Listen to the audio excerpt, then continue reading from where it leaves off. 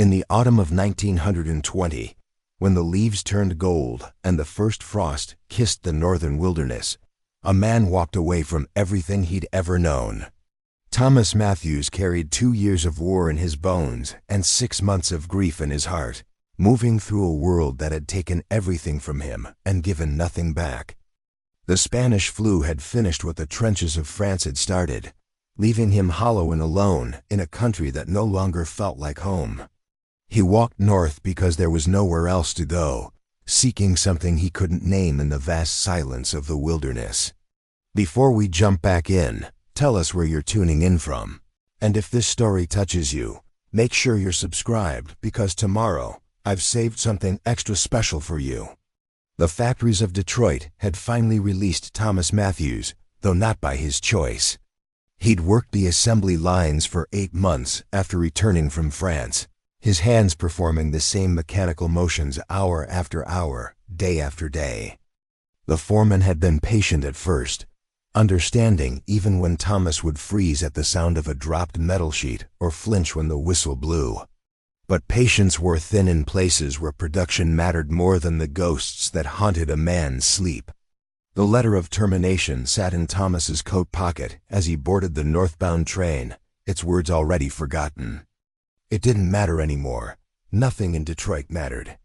The small apartment he'd shared with his wife and daughter stood empty now, their belongings packed away by relatives he barely recognized.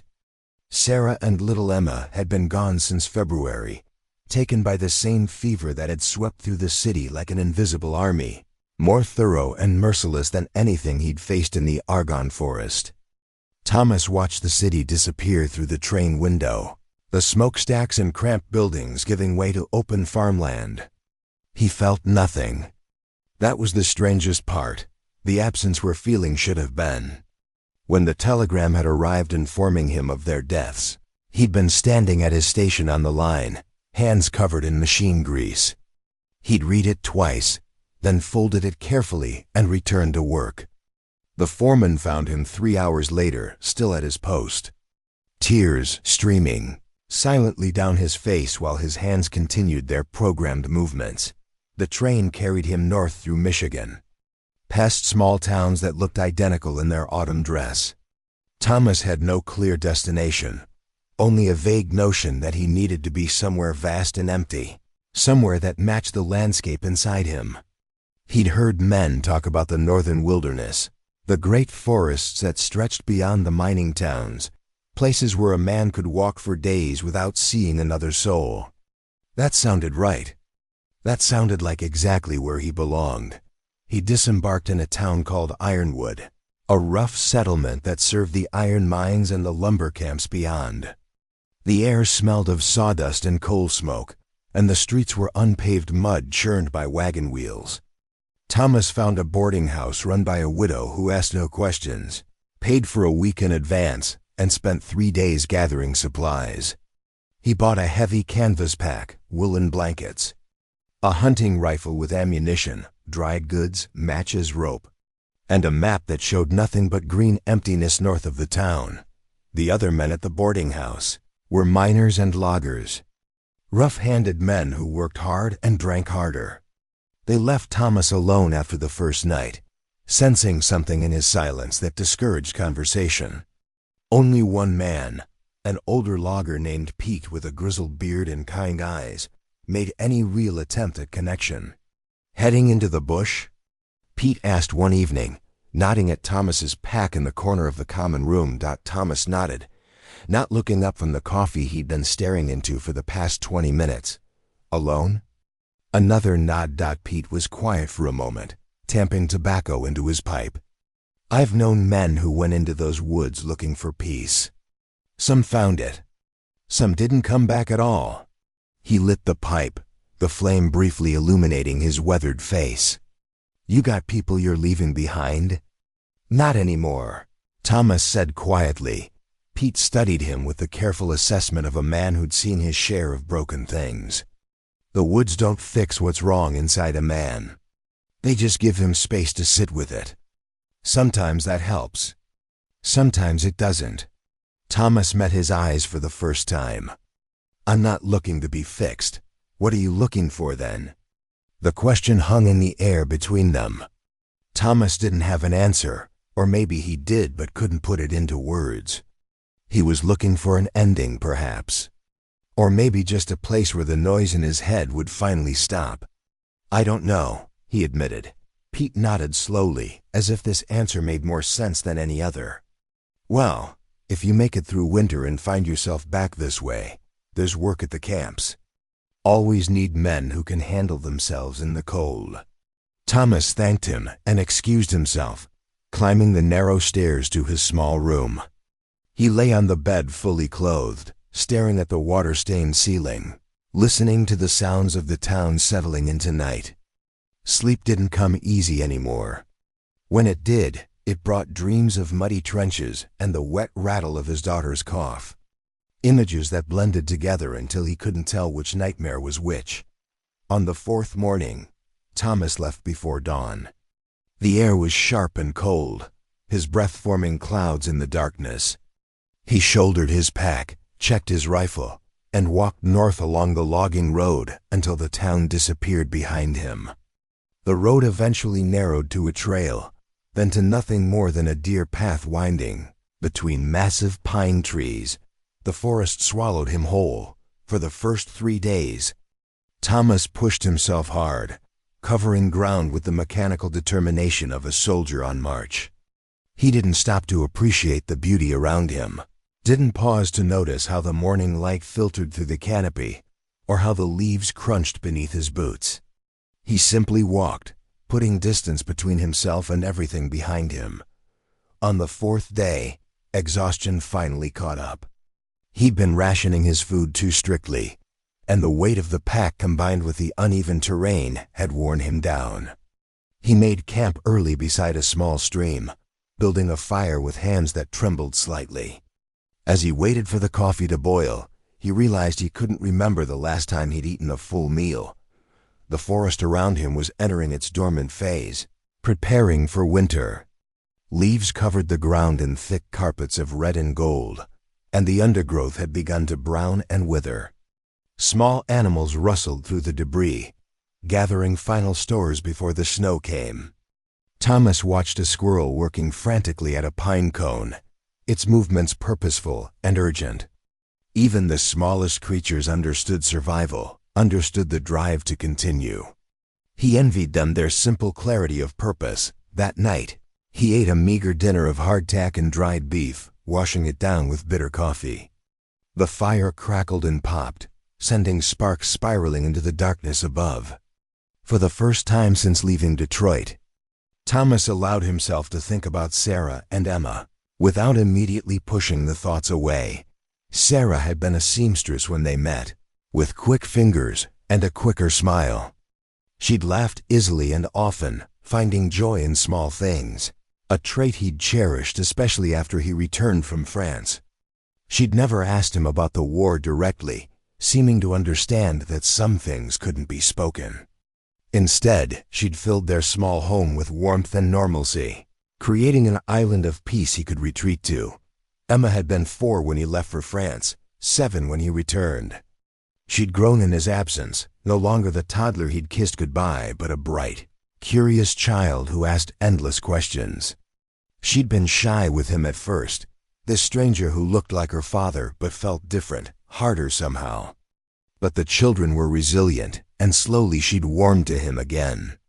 Climbing into his lap in the evenings to show him her drawings or tell him elaborate stories about her imaginary friends, the fever had taken Emma first. She'd been sick for 3 days before Sarah sent word to the factory. By the time Thomas arrived home, his daughter was barely conscious, her small body burning with heat. She died that night while he held her, her final breath so soft he almost didn't notice it had come. Sarah lasted another week, growing weaker each day until she simply slipped away. Leaving him alone in a silent apartment that still smelled of sickness and camphor, Thomas stared into the fire, his jaw clenched tight against the pressure building in his chest. He'd cried when it happened, cried until he had nothing left, but there was no relief in it. The grief remained, heavy and permanent, a weight he carried alongside the memories of the war. Sometimes he couldn't tell which loss hurt more, which set of ghosts shouted louder in the quiet moments. He'd thought going to war would be the hardest thing he'd ever do. He'd thought surviving it meant he could survive anything. But the war had only taken pieces of him, left him damaged but functional. The fever had taken everything that made that damage bearable. The days that followed blurred together. Thomas walked without real direction, following game trails deeper into the wilderness. He saw no other people, no signs of human presence beyond the occasional old blaze mark on a tree or remnants of a long-abandoned trapper's shelter. The solitude should have been peaceful, but instead, it amplified the voices in his head. At night, he dreamed of both France and home, the images mixing into surreal nightmares. He'd be in the trench, but it would be filled with fever victims instead of soldiers. Or he'd be home with Sarah and Emma, but shells would start falling on Detroit streets. He'd wake gasping, reaching for a rifle that wasn't there, his heart hammering against his ribs. On the 8th day, Thomas's supplies ran low enough that he needed to hunt. He'd seen deer sign throughout his journey, but hadn't bothered pursuing it. Now necessity forced him to engage with his surroundings. He spent the afternoon tracking the young buck, moving quietly through the forest, falling back into skills learned in childhood and refined in France. The deer was drinking from a pond when Thomas found it. He raised his rifle, sighting carefully, his breath steady despite the tremor in his hands. The shot echoed through the forest, sharp and final. The buck dropped instantly, clean kill. Thomas approached slowly, looking down at the animal's still form. He'd killed men in France. More than he could count, more than he wanted to remember. Each one had been necessary, each one had been them or him. But this simple act of taking life for survival, felt different somehow. There was honesty in it, a clarity of purpose that war had never had. He field-dressed the deer efficiently, working with the practiced movements of someone who'd done this before. The meat would last him weeks if he preserved it properly. He'd need to make camp somewhere more permanent. Somewhere he could smoke the meat and wait out the approaching winter. As Thomas worked, he realized this was the first purposeful thing he'd done since leaving Detroit. Everything else had been running, fleeing, trying to escape something that lived inside him. But this was different. This was survival, pure and simple. For a brief moment, the fog in his mind cleared slightly. He spent the next 2 days searching for a suitable location to make a longer camp. He found it in a small valley sheltered by rocky outcroppings, near a creek that hadn't frozen yet. There was a shallow cave in one of the rock faces, not deep but enough to provide shelter from wind and rain. It would do. Thomas worked methodically over the following days, creating a proper camp. He built a smoking rack for the venison, gathered firewood and stacked it under a lean-to he constructed from fallen branches and pine boughs. He made improvements to the cave, blocking the entrance partially with stones to create a windbreak while leaving space for smoke from this fire to escape. The physical labor felt good, gave his hands something to do besides shake. But even as he worked, even as he created this small pocket of survival in the wilderness, Thomas couldn't escape the fundamental emptiness inside him.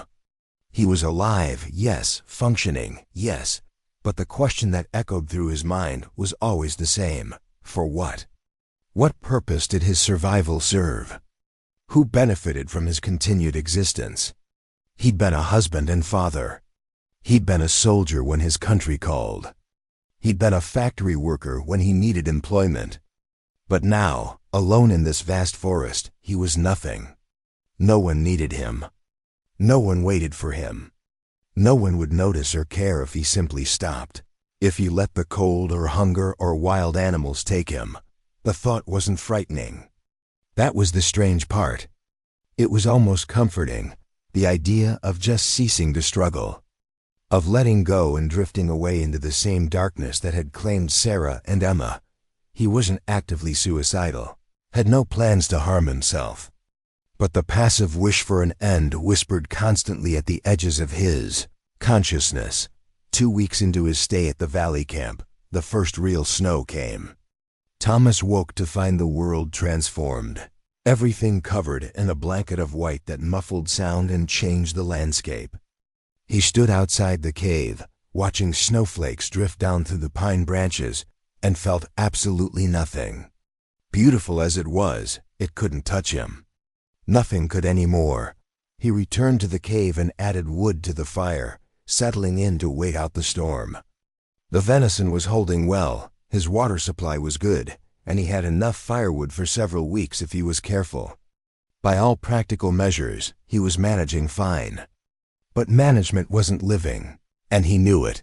Thomas pulled out the only personal item he'd brought with him, a small photograph of Sarah and Emma taken the summer before he'd left for France. It was creased and worn from being carried through 2 years of war and 8 months of factory work. Emma smiled gap-toothed at the camera, held safely in Sarah's arms. They looked happy. They looked whole. He stared at the photograph for a long time, trying to remember what it felt like to be the man who'd belonged to these people, who'd had a place in the world and a reason to wake up each morning.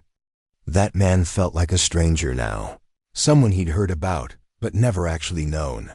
The snow fell for 3 days straight, transforming the valley into a pristine wilderness. When it finally stopped, Thomas emerged from the cave into a world of white and silence. The quiet was absolute, profound, the kind of silence that existed before humans, that would exist after them. He stood in it, feeling it press against him from all sides, and for the first time since Sarah and Emma died. Since even before that, if he was honest, Thomas Matthews allowed himself to truly feel the full weight of his isolation. Not just the physical solitude of the wilderness, but the soul-deep loneliness of a man cut off from everything that connected him to life. He'd survived the war. He'd survived the fever. But he hadn't survived intact, and the pieces that remained didn't seem to fit together into anything resembling a whole person. He didn't know what he was looking for in these woods. Peace, maybe. Silence, certainly. An ending, possibly. But as he stood in the snow-covered valley, Thomas began to suspect that what he'd really been seeking was permission. Permission to simply stop trying. To let the world continue without him. The wilderness offered no answers, no comfort, no judgment. It simply existed, vast and indifferent, a mirror to the emptiness inside him. And in that moment, Thomas understood that Pete had been right. The woods couldn't fix what was broken inside a man. They could only give him space to sit with it, to face it without distraction or escape. Whether that would be enough, whether anything could ever be enough again, Thomas didn't know. He only knew that he was here, still breathing, still moving through each day out of habit more than hope. And for now, in the absence of anything else, that would have to be sufficient. Winter arrived in earnest 3 weeks after the first snow. The temperatures dropped so low that Thomas's breath crystallized instantly, and the creek he'd been relying on began to freeze at the edges. He spent his mornings breaking through the ice to reach the flowing water beneath, his hands going numb despite the wool gloves he wore. The valley that had seemed like adequate shelter now felt exposed to the brutal cold that swept down from the north. Thomas reinforced his cave dwelling as best he could, stuffing gaps in the rock with moss and pine needles, building up the windbreak with additional stones. But the wind found every weakness, every crack, turning his shelter into a place that merely lessened the cold rather than defeated it. Preparing and narrating this story took us a lot of time, so if you are enjoying it, subscribe to our channel. It means a lot to us. Now back to the story. He was checking his snare lines on a gray morning when the accident happened. The forest floor had become treacherous, hidden beneath a deceptive layer of snow that concealed rocks, fallen branches, and sudden drops. Thomas had been moving carefully, methodically, his rifle slung over his shoulder as he navigated between the trees. The ravine appeared without warning. One moment he was on solid ground, the next his foot found nothing but air. He pitched forward, arms windmilling as he tried to catch himself. His body slammed against the slope, tumbling through brush and over rocks. He heard something crack, felt sharp pain explode in his ribs, and then his head connected with something solid. When consciousness returned, Thomas found himself at the bottom of a steep embankment, roughly 15 feet below where he'd been walking. Pain radiated from his left side with every breath. He tried to sit up and immediately regretted it as agony lanced through his rib cage. Broken, definitely. At least 2 ribs, maybe 3. He lay still for a moment, assessing the damage. His rifle was gone, probably lost somewhere during the fall. His pack remained strapped to his back, though he could feel that something inside had broken. When he finally managed to turn his head, he saw his hunting knife a few feet away, half buried in snow. Small mercy, the real problem became apparent when he tried to stand. His left ankle gave out completely, sending him sprawling back into the snow. The pain was immediate and intense, different from the ribs. He pulled up his pant leg carefully and saw the swelling already beginning, the joint already turning an ugly purple-black. Sprained badly, possibly broken, Thomas sat in the snow, breathing shallowly to minimize the pain in his ribs, and took stock of the situation. He was injured, potentially seriously. He'd lost his rifle, his primary means of protection and hunting. He was at the bottom of a ravine with no easy way back up, not with his ankle in this condition. And he was alone, miles from any settlement. In the middle of a wilderness winter, for a brief moment. The same dark thought that had been his companion for weeks whispered its seductive logic. This could be the end. You could simply stay here, let the cold take you, stop fighting. It would be easier than struggling back to a life that held nothing. But something in Thomas, some stubborn core that had survived France and the fever and all the losses, rejected the thought. Not like this. If death was coming, it wouldn't be because he'd given up in a snow-filled ravine. He'd crawl if he had to. He retrieved his knife and used a fallen branch as a makeshift crutch, testing his weight. Every movement sent fresh waves of pain through his ribs and ankle, but he gritted his teeth and began the slow, agonizing process of trying to find a way out of the ravine. The walls were too steep to climb directly, especially in his condition. He'd have to follow the bottom until he found a more gradual slope. Thomas had traveled maybe 100 yards, stopping frequently to rest and fight down nausea from the pain when he heard it. A sound so faint he almost missed it, the crack of a branch, deliberate and controlled. Someone was nearby. He froze, listening. Another sound closer now. Footsteps, light and careful. Thomas's hand went to his knife, the only weapon he had left. He positioned himself against a large boulder, giving his injured ankle some relief while keeping his eyes on the direction of the sounds. A figure appeared at the edge of the ravine above him. Thomas squinted against the gray light, trying to make out details. The person was small, bundled in heavy furs and wool, moving with the careful precision of someone who knew this terrain intimately. They paused at the edge, looking down into the ravine. And Thomas realized with a start that they'd been tracking him. Following his trail from the fall site, that the figure descended into the ravine with surprising agility, finding handholds and footholds that Thomas hadn't seen in his painful journey along the bottom. As they drew closer, Thomas could make out more details. A woman, he realized, younger than him, with dark hair pulled back severely and a face that was all sharp angles and caution. She stopped about 10 feet away, her eyes moving over him with clinical assessment. She carried no visible weapons, but Thomas didn't doubt she had a knife somewhere. Her posture was tense, ready to flee or fight depending on what he did next. "You're hurt," she said. Her voice was flat, stating fact rather than offering sympathy. "I noticed," Thomas replied, his own voice rough from disuse. He hadn't spoken to another person in weeks. She didn't move closer. Where's your rifle? Lost it in the fall. Her eyes narrowed slightly, as if trying to determine whether he was lying.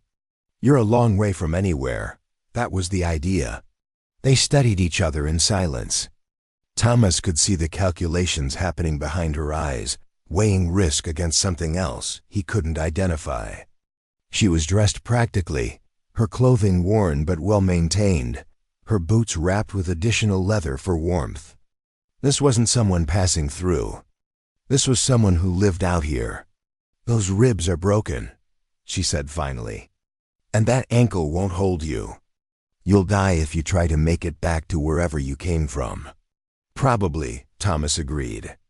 He wasn't sure why he was being honest with this stranger, but something about her directness demanded the same in return. I have shelter, she said slowly, as if the words cost her something. Medical supplies. Not much, but enough for basic treatment. Thomas waited. There was clearly more coming. I don't trust easily, she continued. And I don't want company. But I'm not going to watch a man die in the snow when I could prevent it. That's charitable of you. Her expression hardened. It's not charity. It's practicality. And it comes with conditions. I'm listening. You stay only until you can travel. You don't ask questions about why I'm out here. You don't follow me when you leave. And if you give me any reason to regret this decision, I'll leave you worse off than I found you.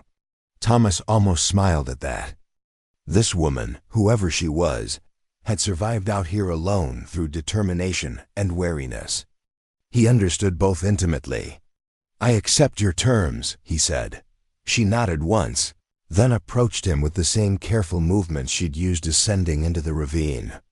Up close, Thomas could see she was probably in her late 20s, with gray eyes that held the kind of hardness that came from experience rather than nature.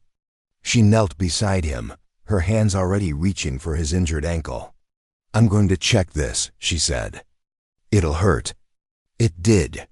Her fingers probed the swollen joint with professional efficiency, and Thomas had to clench his jaw to keep from crying out. She made a small sound of acknowledgement, then moved to his ribs, pressing carefully along his left side until she found the breaks. 2 ribs, maybe 3, she confirmed. The ankle's badly sprained, not broken. You're lucky. Don't feel lucky. You're alive, she said simply, standing up. That's luckier than most who fall in these woods. She moved away briefly, and Thomas heard her climbing back out of the ravine. He sat against the boulder, wondering if she'd changed her mind and left him. But she returned minutes later carrying a long straight branch and what looked like torn strips of cloth. Splint for the ankle, she explained, kneeling again. The ribs I'll wrap once we get to shelter. Can you walk with support? I can try. She fashioned the splint with quick, practiced movements, securing his ankle in a way that provided stability while allowing some flex. Then she produced a second branch, taller and sturdier, offering it to him as a crutch. There's a slope about a 1/4 mile that way, she said, pointing. Easier climb out. We'll take it slow. The journey was excruciating.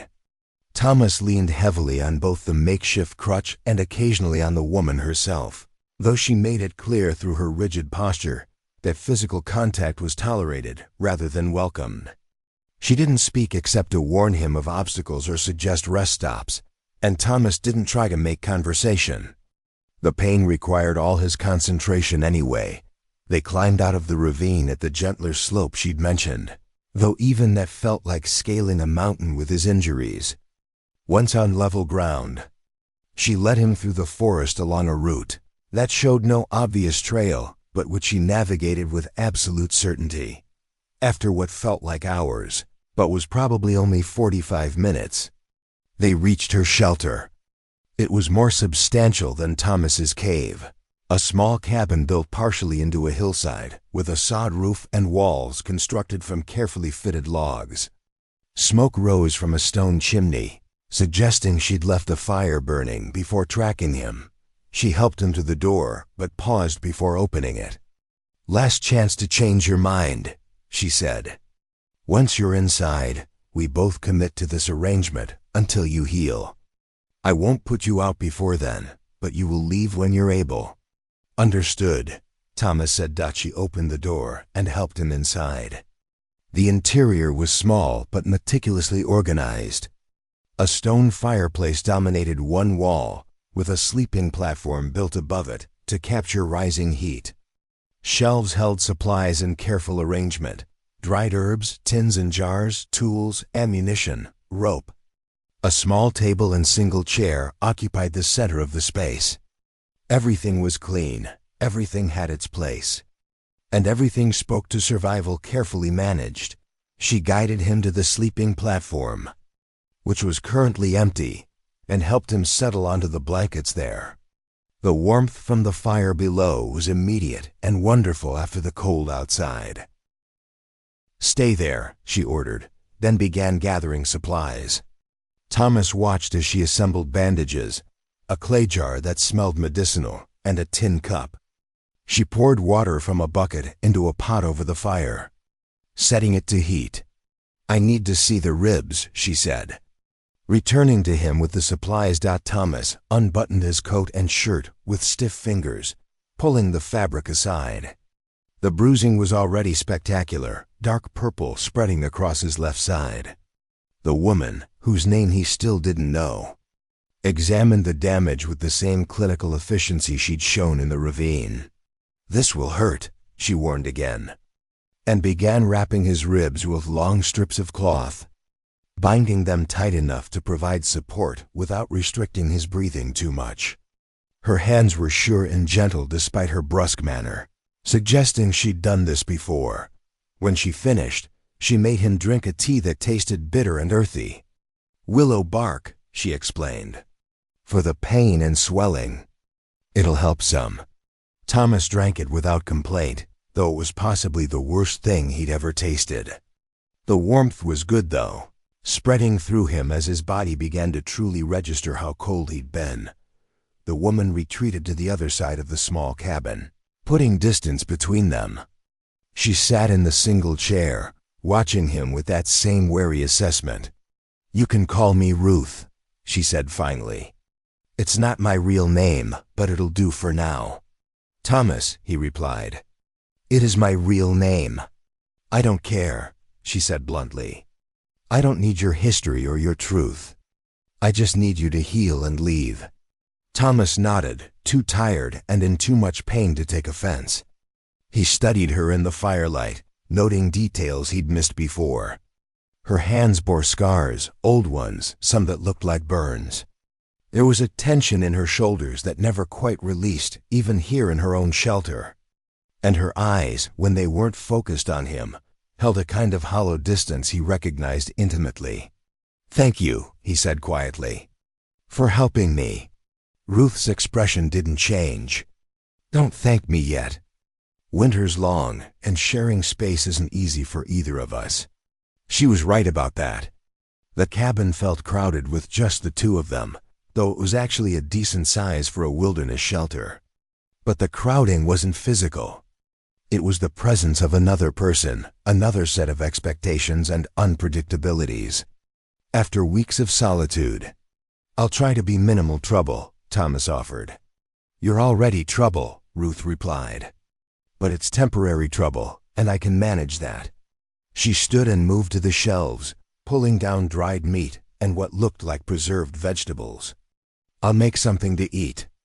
You should sleep after. Your body needs rest to heal."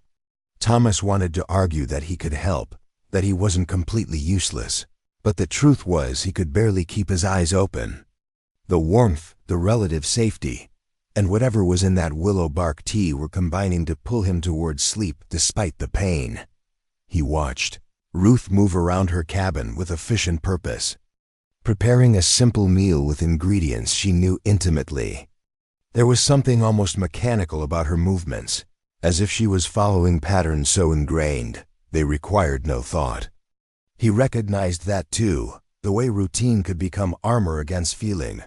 "How long have you been out here?" he asked, then immediately regretted it when she stiffened. "I said no questions. Sorry." She was quiet for a moment, stirring something in a pot over the fire. "Long enough to know how to survive it," she said finally. "That's all that matters." Thomas let it drop. Whatever had driven Ruth into this wilderness alone, whatever she was hiding from or running from, it wasn't his business. They were two damaged people who'd stumbled into temporary proximity. Nothing more. Ruth brought him a bowl of stew that was surprisingly good, rich with herbs and tender meat. He ate slowly, mindful of his ribs, and felt some strength returning with the food. She ate her own meal standing up, watching him from across the cabin, as if expecting him to suddenly become a threat. "The sleeping platform is yours while you heal," she said when they'd both finished. "I'll make up a bed down here. I can't take your bed." "You can't climb down safely with those injuries either," she pointed out. "It's practical, not generous." Thomas was learning that practical was Ruth's answer to most things, her way of framing necessary kindness as cold calculation. He wondered if she knew how transparent it was, or if she'd convinced herself it was true. As night fell fully outside, Ruth banked the fire to a steady burn that would last through the cold hours. She arranged blankets near the door, creating a sleeping space that kept maximum distance between them. Thomas noticed she placed her rifle within easy reach, and probably a knife under the makeshift pillow. "Sleep," she ordered, extinguishing the single lantern. "We'll see how you're doing in the morning." Thomas lay in the darkness, listening to the unfamiliar sounds of another person, breathing, moving, settling in for the night. It should have been comforting, this reminder that he wasn't entirely alone in the world. Instead, it felt strange and unsettling, an intrusion into the isolated space he'd created around himself. But as the warmth from the fire below seeped into his injured body, as the willow bark tea continued its work, dulling the worst of the pain, Thomas felt something he hadn't experienced in months, a loosening of the constant tension that had become his normal state. Not peace, exactly, but perhaps the distant possibility of it. In the darkness, he heard Ruth shift position, heard the faint metallic sound of her checking that her rifle was still within reach. Two broken people under one roof, he thought. Both running from different ghosts. Both armored against the world and each other. Tomorrow would likely be awkward and difficult. The days after that even more so. But tonight, for the first time since Sarah and Emma died, Thomas Matthews fell asleep with another human being nearby. And didn't dream of death. The first morning arrived with pale winter light filtering through the cabin's single window. Thomas woke to find Ruth already up, moving quietly around the space as she prepared something at the fire. She glanced at him once when he stirred but said nothing, returning her attention to the pot she was tending. He attempted to sit up and immediately regretted it. The pain in his ribs had intensified overnight, settling into a deep ache that sharpened with every breath. His ankle throbbed with steady insistence, reminding him that healing would be measured in weeks, not days. Ruth brought him water and more of the bitter willow bark tea without being asked. "Drink all of it," she said. "You'll need to move around some today or the ribs will set wrong." Thomas obeyed, grimacing at the taste. Ruth returned to her tasks, and he watched her move through what was clearly a morning routine performed countless times. She fed the fire with precise amounts of wood, checked supplies on her shelves with quick inventory glances, and prepared a simple breakfast of porridge and dried berries. Everything was done with minimal wasted motion, no excess of anything. They ate in silence, Ruth at her table and Thomas propped awkwardly on the sleeping platform. The quiet wasn't comfortable. It pressed against them, filled with unspoken expectations and careful avoidance. Thomas finished his porridge and set the bowl aside, unsure what came next in this strange arrangement. "I need to check my trap lines," Ruth announced, already pulling on her heavy coat. "There's water in the bucket. Don't try to climb down without help. If you need something, wait." And then she was gone, the door closing firmly behind her, leaving Thomas alone in her cabin. He sat in the silence, which somehow felt different from the solitude he'd sought in his own camp. This was someone else's space, filled with someone else's carefully maintained order, and he was an intrusion in it. The hours passed slowly. Thomas dozed intermittently, waking when the pain became too insistent to ignore. He studied the cabin in detail, noting the efficiency of Ruth's setup. Every item had a specific place, arranged for maximum accessibility. The dried herbs hung in bundles from the rafters, labeled in neat handwriting on small cloth tags. The firewood was stacked by size and type. Even the tools had their designated hooks and spaces. It was the home of someone who couldn't afford disorder, who'd learned that survival depended on knowing exactly where everything was and how much of it remained. Thomas recognized the military precision in it, though he suspected Ruth's discipline came from different training. She returned near midday, bringing cold air and the metallic scent of blood with her. 2 rabbits hung from her belt, already cleaned. She deposited them on the table without comment and set about the work of preparing them for cooking and storage. Successful morning, Thomas ventured. Ruth glanced at him briefly. The traps work or they don't. Success is just checking them regularly. She worked with the same efficiency she brought to everything else, skinning and butchering the rabbits with practiced movements. Thomas found himself studying her technique, noting the way she wasted nothing, saving even small scraps in a separate container. "What's that for?" he asked, nodding at the scrap container. "Bait for the traps," Ruth replied. "Or emergency food if winter gets desperate." "You've been through desperate winters?" She paused in her work, her knife hovering over the cutting board. For a moment, Thomas thought she wouldn't answer, that he'd violated the no questions rule. But then she spoke, her voice flat and factual. "3 winters out here. First one nearly killed me. Didn't know enough, didn't prepare right. Made mistakes." She resumed cutting. "Learned from them." Thomas wanted to ask how she'd survived that first winter, what had brought her out here in the first place, but he held his tongue. The fact that she'd shared even that much felt significant. Ruth set aside 1 rabbit for immediate cooking and began the process of preserving the other, rubbing it with salt and herbs before wrapping it carefully. "I'll need to make a supply run before deep winter sets in," she said, more to herself than to him. "Salt's getting low. Need more ammunition, too. There's a town nearby?" "Nearby is relative. 2 days walk north. Trading post, really, not a proper town. They don't ask questions if you pay in cash or trade goods." Thomas filed that information away. 2 days walk in good health would be 4 or more with his injuries, assuming he could make it at all. He was more dependent on Ruth's hospitality than he'd initially calculated. The afternoon brought the tedious work of helping Thomas down from the sleeping platform so Ruth could change his bandages and check his injuries. The descent was painful and undignified, requiring Ruth's support and Thomas's gritted teeth determination not to cry out. Once down, she unwrapped his ribs and examined the bruising with clinical detachment. "Healing properly," she judged. "Another week before you should try any real movement. The ankle's better than I expected. You might walk on it in 10 days, but it'll be weak. You seem to know a lot about injuries." Ruth began rewrapping his ribs, her hands sure despite his sharp intakes of breath. "You learn or you die out here. Had to set my own broken finger once. Splinted my own ankle another time. You figure it out."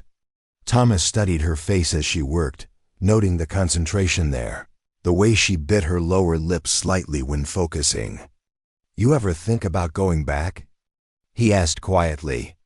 "To wherever you came from?" Her hands stilled. The silence stretched between them, taut and dangerous. When she spoke, her voice had gone cold and distant. "I told you. No questions about why I'm here. I wasn't—" "Yes, you were." She finished the wrapping with more force than necessary, making Thomas wince. "We have an arrangement. You heal, you leave. We don't need to know each other's stories to manage that." She helped him back up to the sleeping platform without another word, then retreated to the far side of the cabin. Thomas lay there feeling like he'd stumbled into a trap more dangerous than any Ruth had set for rabbits. He'd pushed too far, too fast, and now the fragile truce between them felt threatened. The evening meal was prepared and eaten in strained silence. Ruth moved about her tasks with rigid efficiency, while Thomas tried to make himself as unobtrusive as possible. When full darkness fell, she banked the fire and settled into her makeshift bed near the door without saying goodnight. Thomas stared at the dark ceiling, listening to Ruth's breathing, eventually even out into sleep. He'd been alone so long that he'd forgotten how to be around people, forgotten that other humans had boundaries and triggers and their own carefully guarded pain. He'd pushed without thinking, driven by his own curiosity and perhaps a desire to understand this woman who'd saved him. The second day followed a similar pattern, though both of them seemed determined to maintain even more distance than before. Ruth left early for her trap lines and returned late. Thomas spent the hours alone, sleeping and watching shadows move across the cabin walls. They barely spoke except for necessary exchanges about water, food, or his medical needs. On the third day, Thomas woke to find the cabin colder than usual. The fire had burned dangerously low, nearly out. Ruth was still asleep near the door, curled tightly in her blankets. Something about her position struck Thomas as wrong. He watched more carefully and realized she was shivering despite the heavy covers. "Ruth?" he called softly. No response. He tried again, louder this time. She stirred slightly but didn't wake. Thomas felt an alarm begin to build. He carefully maneuvered himself to the edge of the sleeping platform, gritting his teeth against the pain, and looked down. Even in the dim pre-dawn light, he could see the flush on Ruth's face, the slight sheen of sweat on her forehead. Fever. The realization hit him with cold certainty. Ruth was sick. Thomas faced an immediate problem. He needed to get down from the platform to help her, but doing so without assistance with his injuries might cause more harm than good. He also needed to build up the fire before they both froze. The temperature in the cabin had dropped significantly with the dying flames. Using the rough log walls, Thomas began the agonizing process of climbing down on his own. Every movement sent sharp pains through his ribs. His wrapped ankle protested each shift of weight. Sweat broke out on his own forehead from the effort and pain, but he kept moving. Inch by careful inch. It took nearly 10 minutes to reach the floor. By the time he did, he was breathing hard and had to lean against the wall to keep from collapsing. But he was down. That was what mattered. Thomas hobbled to the fireplace, using furniture and walls for support. The fire was nothing but glowing embers. He added kindling carefully, coaxing it back to life with the patience of someone who understood that rushing would only kill it completely. Gradually, small flames appeared, then grew. He added larger pieces of wood, building the fire back to something that would actually warm the cabin. Only then did he make his way to Ruth's side. Up close, there was no doubt. Her skin was hot to the touch, her breathing shallow and rapid. She was deeply asleep or unconscious. He couldn't tell which. Thomas found himself in an unfamiliar position, being the caretaker rather than the cared for. He scanned Ruth's organized shelves, looking for the supplies she'd used on him. The willow bark tea would help with fever. There were cloths that could be dampened with cool water to bring down her temperature. He gathered what he needed, moving slowly to avoid jarring his injuries. Getting water was its own challenge. The bucket was half full, but he'd need more. Thomas grabbed the empty bucket and, using a long pole as a makeshift crutch, managed to hobble to the door. The cold outside hit him like a physical blow, but he pushed forward to where he'd seen Ruth fetching water. A small spring about 20 yards from the cabin that hadn't yet frozen solid. The journey felt like miles. Every step was precarious on the icy ground. Every breath sent stabbing pains through his ribs. But he made it, filled the bucket, and made it back. Water sloshing and spilling with his unsteady gait. Back inside, Thomas set about the work of trying to help Ruth. He brewed willow bark tea, exactly as he'd watched her do for him. He dampened cloths in cool water and placed them on her forehead and neck.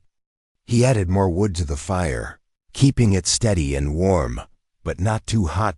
Ruth stirred occasionally, mumbling words he couldn't make out.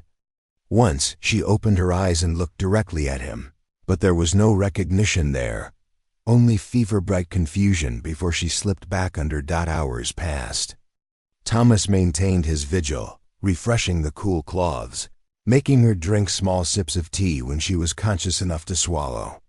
His own body screamed at him to rest, his ribs protesting every movement, his ankles swelling from the unaccustomed use. But he couldn't stop. Ruth had saved his life. The least he could do was try to return the favor. By afternoon, Thomas had settled into a rhythm of care. He'd found Ruth's stores of dried soup ingredients and managed to prepare something resembling broth, hoping to get some nutrition into her if she woke up enough to drink it. He kept the fire fed. He monitored her breathing and temperature with the same clinical efficiency she'd shown checking his injuries. It was during one of these checks that Ruth's eyes opened and focused on him with actual awareness. Her voice came out rough and confused. "What happened?" "You're sick," Thomas said gently. "Fever. You've been out most of the day." She tried to sit up, and he placed a hand on her shoulder. "Don't. You need to rest. The fire. I've been maintaining it." Confusion crossed her feverish features. "You climbed down?" "Didn't have much choice." Ruth's eyes widened slightly as the implications registered. She looked at the fire, burning steadily, at the water bucket, filled, at the damp cloth on her forehead and the cup of tea nearby. Understanding dawned, followed quickly by something that might have been embarrassment or vulnerability. "You shouldn't have," she said weakly. "Your injuries will heal," Thomas finished. "You told me that yourself. Besides, you saved my life. Seemed only fair to try saving yours." She closed her eyes, and for a moment, Thomas thought she'd slipped back into fevered sleep. But then she spoke, so quietly he almost missed it. "Thank you." Those two words, coming from this woman who guarded herself so carefully, felt more significant than any lengthy speech. Thomas nodded, even though her eyes were closed and she couldn't see it. "Try to drink some of this broth," he said, helping her sit up slightly. "Your body needs fuel to fight the fever." Ruth managed a few sips before exhaustion claimed her again. Thomas eased her back down and returned to his watchful routine. The afternoon faded into evening, and still he maintained his vigil, ignoring his own pain and fatigue. At some point during the night, with Ruth sleeping more peacefully and her fever beginning to break, Thomas allowed himself to rest. He couldn't make it back up to the sleeping platform, so he simply pulled some blankets from Ruth's storage and created a makeshift bed near the fire. It wasn't comfortable, but comfort wasn't the priority. As he drifted toward sleep, Thomas realized something had shifted between them. The careful walls, the maintained distance, the rigid boundaries, all of it had been breached by necessity. They'd seen each other vulnerable now, had cared for each other in moments of need. Whatever they were to each other, it was no longer simply two strangers sharing space out of convenience. The next morning, Thomas woke to find Ruth sitting up, weak but clearly improved. She was watching him with an expression he couldn't quite read. Something complex mixing gratitude with discomfort and perhaps the first hint of actual trust. "How are you feeling?" he asked, his own voice rough from sleep and pain. "Like I was trampled by a moose," she admitted. "But alive. Thanks to you." Thomas shrugged, then winced as the movement pulled at his ribs. "Practical decision. Couldn't let my only source of medical care die before I healed." A ghost of a smile touched Ruth's lips. She recognized her own logic being thrown back at her, the way they both hid behind practicality rather than admitting to actual human concern. "Still," she said quietly, "you could have just kept the fire going and let me fend for myself. You didn't have to do the rest." "No," Thomas agreed. "I didn't have to."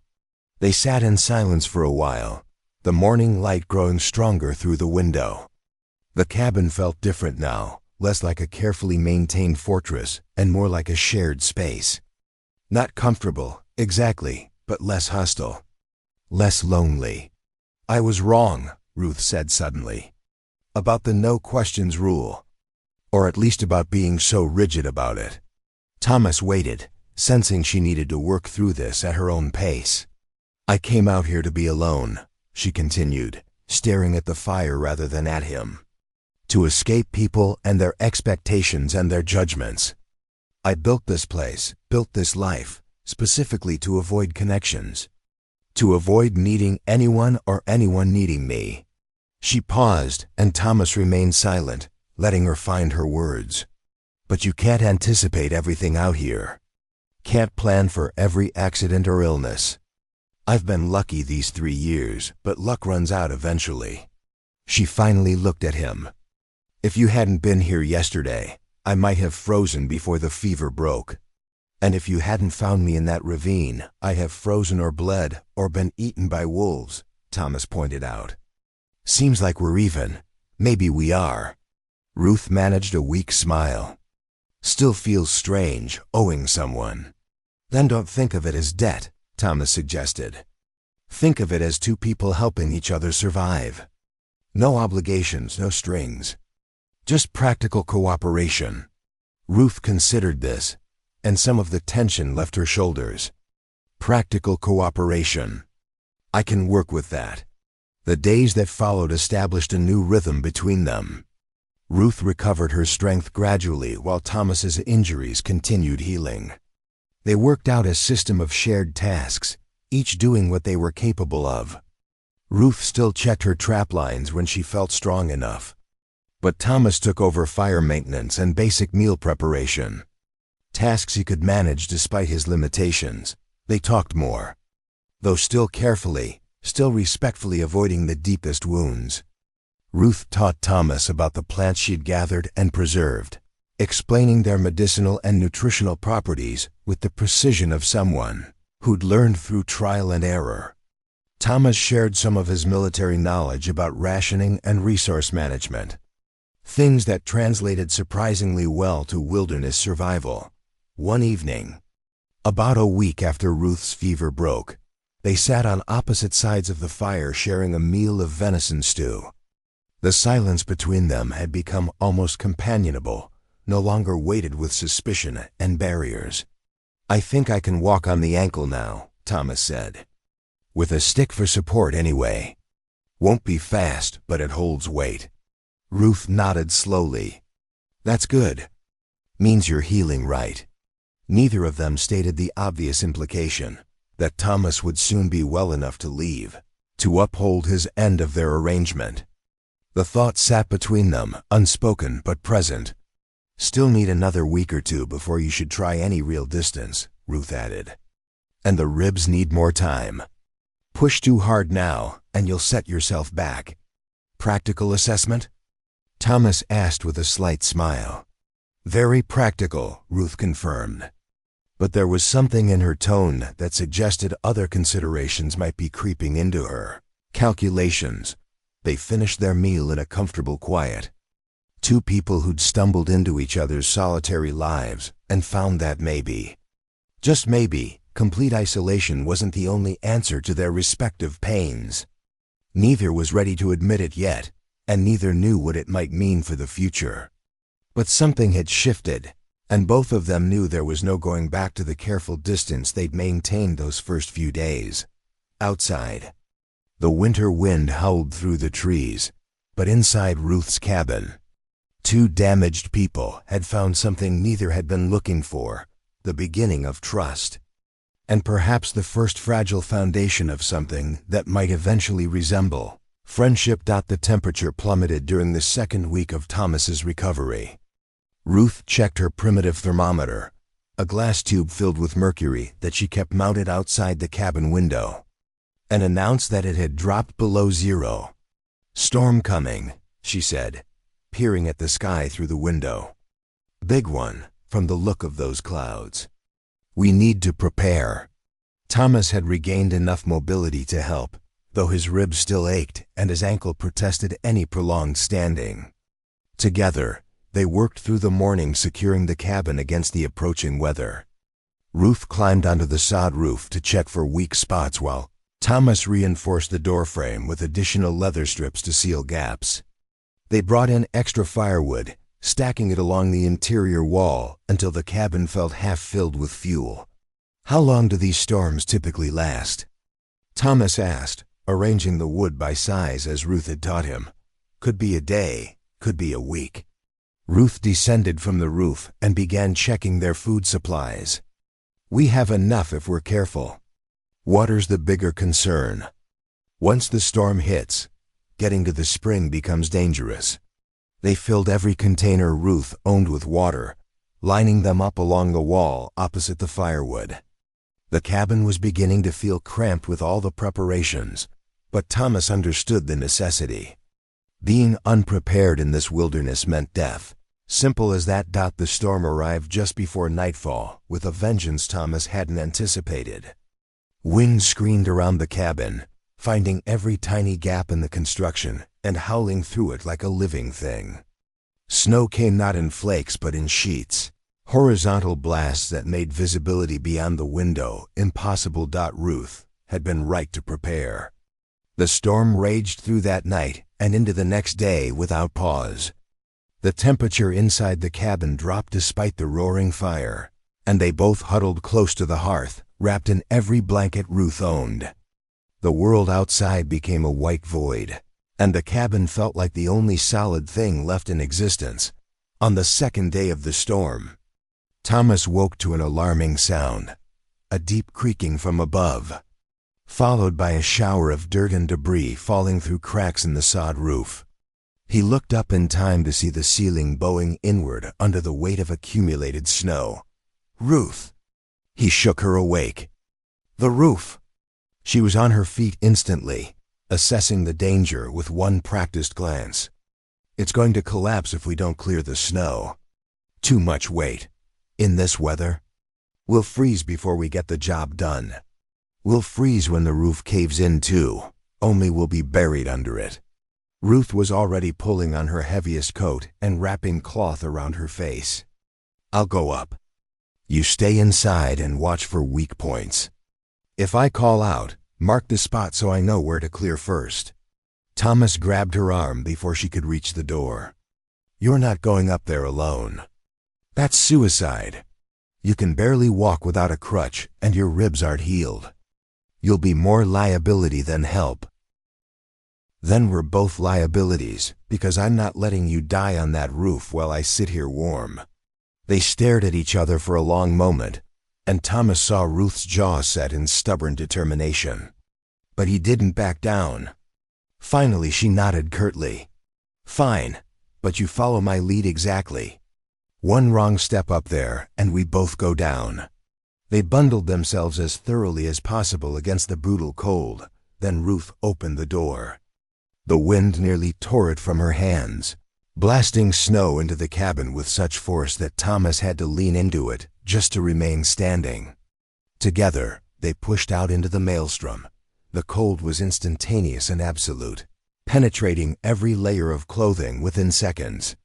Thomas couldn't see more than a few feet in any direction. Snow pelted his exposed skin like tiny knives, and breathing the frigid air hurt his lungs. Ruth grabbed his hand, her grip strong even through the thick mittens they wore, and pulled him around the side of the cabin to where she kept a crude ladder. Climbing to the roof with his injuries in these conditions was one of the hardest things Thomas had ever done. Each rung of the ladder was slick with ice, and the wind threatened to pluck him off and hurl him into the white void. His ribs screamed in protest, but he gritted his teeth and kept moving. Ruth went first, testing each step, and Thomas followed in her tracks. The roof was a landscape of deep snow, drifted in places to heights of 3 or 4 feet. In the darkness and wind, it was impossible to tell what was a solid roof and what was simply air beneath a snow crust. Ruth produced a shovel she'd tied to her back and began the laborious work of clearing snow. Throwing it over the edge in shovelfuls that the wind immediately dispersed. Thomas had no shovel, so he used his hands and feet to push snow toward the edges where gravity could take it. The work was exhausting, and within minutes his hands had gone numb despite the mittens. He couldn't feel his face at all, and his injured ankle threatened to give out with every shifting of weight on the unstable surface. They worked in desperate silence, the storm too loud for conversation anyway. Thomas lost track of time, focused only on the next shovelful, the next push of snow, the next careful step to avoid falling through a weak spot. At some point, he realized he couldn't feel his feet anymore, and shortly after that, his legs began to shake with exhaustion and cold. A sharp crack split the air, audible even over the wind. Thomas froze, and Ruth's head snapped around. For a heartbeat, nothing happened. Then the section of roof where Thomas stood dropped 6 inches with a groan of stressed timber. "Move!" Ruth screamed, lunging toward him. Thomas tried to step away from the failing section, but his numb feet wouldn't respond properly. He felt himself beginning to fall as the roof gave way beneath him. Ruth's hand caught his coat collar, yanking him forward with surprising strength. They both went down on the more stable section of roof, and Thomas heard rather than saw the weakened area collapse completely behind them. Opening a hole into the cabin below, they lay in the snow for a moment, both breathing hard. Ruth's face was inches from his, her eyes wide with a fear he'd never seen there before. "Are you hurt?" She shouted over the wind. Thomas took inventory. Everything hurt, but nothing new seemed broken. "I'm all right. We need to finish and get down. The whole structure's compromised now." They worked with renewed urgency, clearing the remaining dangerous accumulations as quickly as possible. The hole in the roof would let heat escape and weather in. But that was a problem they'd address once they weren't in immediate danger of the entire structure collapsing. When they finally descended the ladder, both of them barely functional from cold and exhaustion. Thomas's legs gave out the moment he reached the ground. Ruth caught him, bearing his weight despite her own depleted state, and half dragged him to the door and inside. The cabin was noticeably colder with the hole in the roof, but compared to the hell outside, it felt almost tropical.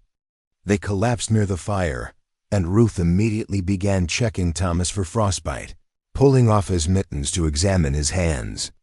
"Fingers are white," she said grimly. "Need to warm them slowly or you'll lose tissue." She filled a basin with lukewarm water, not hot, and made him submerge his hands.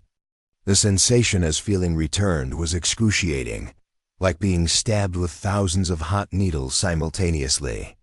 Thomas had to clench his jaw to keep from crying out. Ruth checked her own extremities with the same clinical efficiency, finding similar frostbite on her toes. They sat together by the fire, hands and feet in basins of gradually warming water, watching snow fall through the hole in the roof and listening to the storm continue its assault. "That was stupid," Ruth said finally, her teeth chattering. "We both could have died up there." "But we didn't," Thomas replied. "And the roof held everywhere else. We bought ourselves time." She looked at him with an expression he couldn't quite read. "You should have stayed inside. You're still injured." "I could have managed alone." "No, you couldn't have." "That's not judgment, Ruth. It's just fact. That job needed 2 people, and we were the 2 people available." Ruth was quiet for a long moment. "I've spent 3 years making sure I never needed anyone for anything. Built my life specifically around that principle. And then you show up, and suddenly I'm depending on someone else again." "I depend on you too," Thomas pointed out. "For shelter, medical care, knowledge of how to survive out here. We're not talking about weakness, Ruth. We're talking about partnership." The word hung between them, heavier than either had intended. Partnership implied something ongoing, something beyond Thomas's temporary stay until his injuries healed. It implied a future neither of them had been willing to consider. The storm finally broke on the fourth day, leaving behind a transformed landscape. Snow had buried everything to depths Thomas had never imagined possible. The hole in the roof became their most urgent problem. Working together, they patched it as best they could with scavenged wood and canvas Ruth had stored, sealing it with pine pitch heated over the fire. By the time they finished, both were exhausted again, but the cabin was secure. They shared a sparse meal, rationing their supplies carefully since the storm had prevented Ruth from checking her trap lines for days. "I'll need to go out tomorrow," Ruth said, studying their dwindling food stores. "See what the traps caught before the storm, reset the ones that were buried. Might take all day with this much snow." "I'll come with you," Thomas offered. Ruth shook her head. "Your ankle isn't strong enough for that kind of trek. The snow's too deep." "Then we make snowshoes. I've seen them before, know the basic construction. We spend tonight building them, and tomorrow we both go. 2 people can cover more ground, check more traps." Ruth considered this, then nodded slowly. "All right, but we do it my way. I know which routes are safest." They worked late into the night, constructing crude snowshoes from bent willow branches and woven strips of leather. Thomas's military training had included basic wilderness survival, and though his snowshoes weren't as elegant as Ruth's, they were functional. By the time they finished, both felt the satisfaction of good work completed together. The next morning, it dawned clear and brutally cold. They set out early, moving slowly through the deep snow. Even with snowshoes, the going was difficult. Thomas's ankle protested the unusual gait required, and his ribs ached with each breath of frigid air. But he kept pace with Ruth. The trap line wound through the forest in a careful circuit Ruth had established over 3 years. At the first location, they found a rabbit frozen solid in the snare. Ruth freed it and reset the trap with practiced efficiency. The second and third traps were empty, buried under snow. The fourth held another rabbit, this one still barely alive. Ruth dispatched it quickly and humanely, then tucked both frozen carcasses into her pack. They continued on, checking each location methodically. Thomas watched how she read the landscape, identifying subtle signs he would have missed, tracks indicating game trails, sheltered spots where animals would seek refuge from storms, natural funnels where prey would pass. They were checking the 8th trap when Thomas heard something that made him stop. Voices, male and rough, coming from somewhere ahead on the trail. Ruth heard them too. She went perfectly still, her hand moving instinctively to the knife at her belt. They exchanged a glance, and Thomas saw real fear in her eyes for the first time since they'd met. "Trappers, maybe," she whispered. "Or hunters from the camps. Either way, they can't know I'm out here." "Why not?" "Because I don't exist, Thomas. No records, no claims filed, nothing official. And a woman alone in these woods?" Her jaw tightened. "They'd either try to take what I have or force me back to civilization for my own good. I can't let either happen." The voices grew louder. 3 men, from the sound of it, moving through the forest with less caution than Ruth employed. Thomas made a quick decision. "Get behind those rocks," he whispered, pointing to an outcropping about 20 yards off the trail. "I'll talk to them, send them on their way." "Thomas, I'm just another trapper working these woods. Nothing suspicious about that." "But they can't see you. Go, now." Ruth hesitated only a moment before disappearing into the trees, moving silently despite the snowshoes. Thomas continued along the trap line, making his movements obvious and noisy. Ensuring the approaching men would hear him before they saw him, they came around a bend in the trail. Moments later, 3 rough-looking men in heavy furs, carrying rifles and wearing expressions of hard suspicion. The leader, A tall man with a scarred face and cold eyes raised his hand in greeting. "Well now," he called out. "Don't often see folks working these parts. You from the lumber camps?" Thomas stopped, keeping his hands visible and non-threatening. "Independent trapper. Working my own line through here." The men approached closer, and Thomas saw their eyes cataloging everything: his snowshoes, his coat, the pack he carried. One of them, a shorter man with a crooked nose, sniffed the air. "Smell smoke," he said. "You got a camp nearby?" "About 5 miles north," Thomas lied smoothly. "Small shelter, nothing fancy." The leader smiled, but it didn't reach his eyes. 5 miles is a long way to come for a trapline. Most men work closer to their camps. Most men don't know these woods like I do, that right? The leader stepped closer, and Thomas saw the subtle shift in the other men's postures. They were spreading out slightly, flanking him. "Funny thing is, we've been working in this territory for 2 seasons now. Never seen you before. Never seen any sign of another trapper's line crossing ours." Thomas kept his expression neutral, though his mind was racing. These men weren't just passing through. They were territorial, and they saw him as competition or worse, as someone worth robbing. "Just passing through," Thomas said calmly. "Moving north toward better hunting grounds. Won't be in your territory much longer."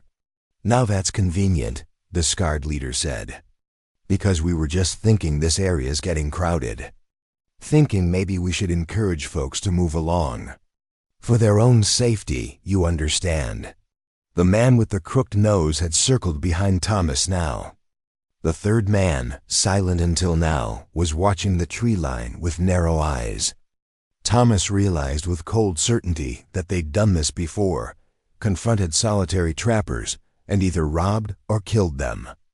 Out here, so far from any law, they could act with impunity. "I understand perfectly," Thomas said quietly. His military training was taking over now, assessing threats and calculating angles.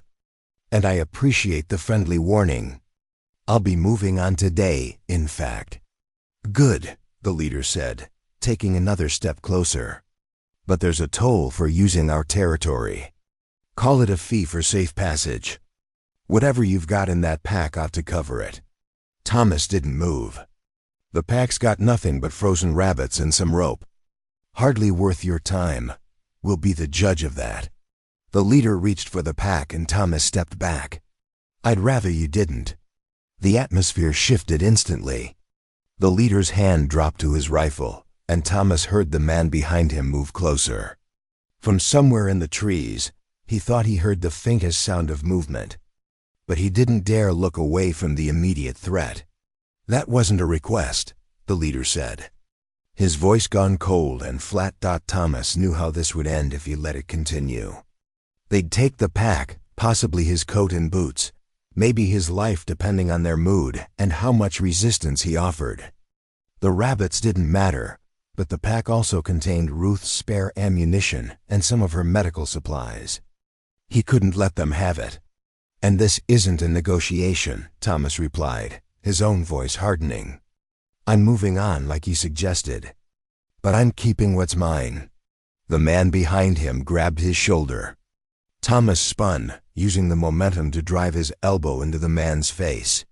He heard the satisfying crunch of a breaking nose, and the man went down hard in the snow.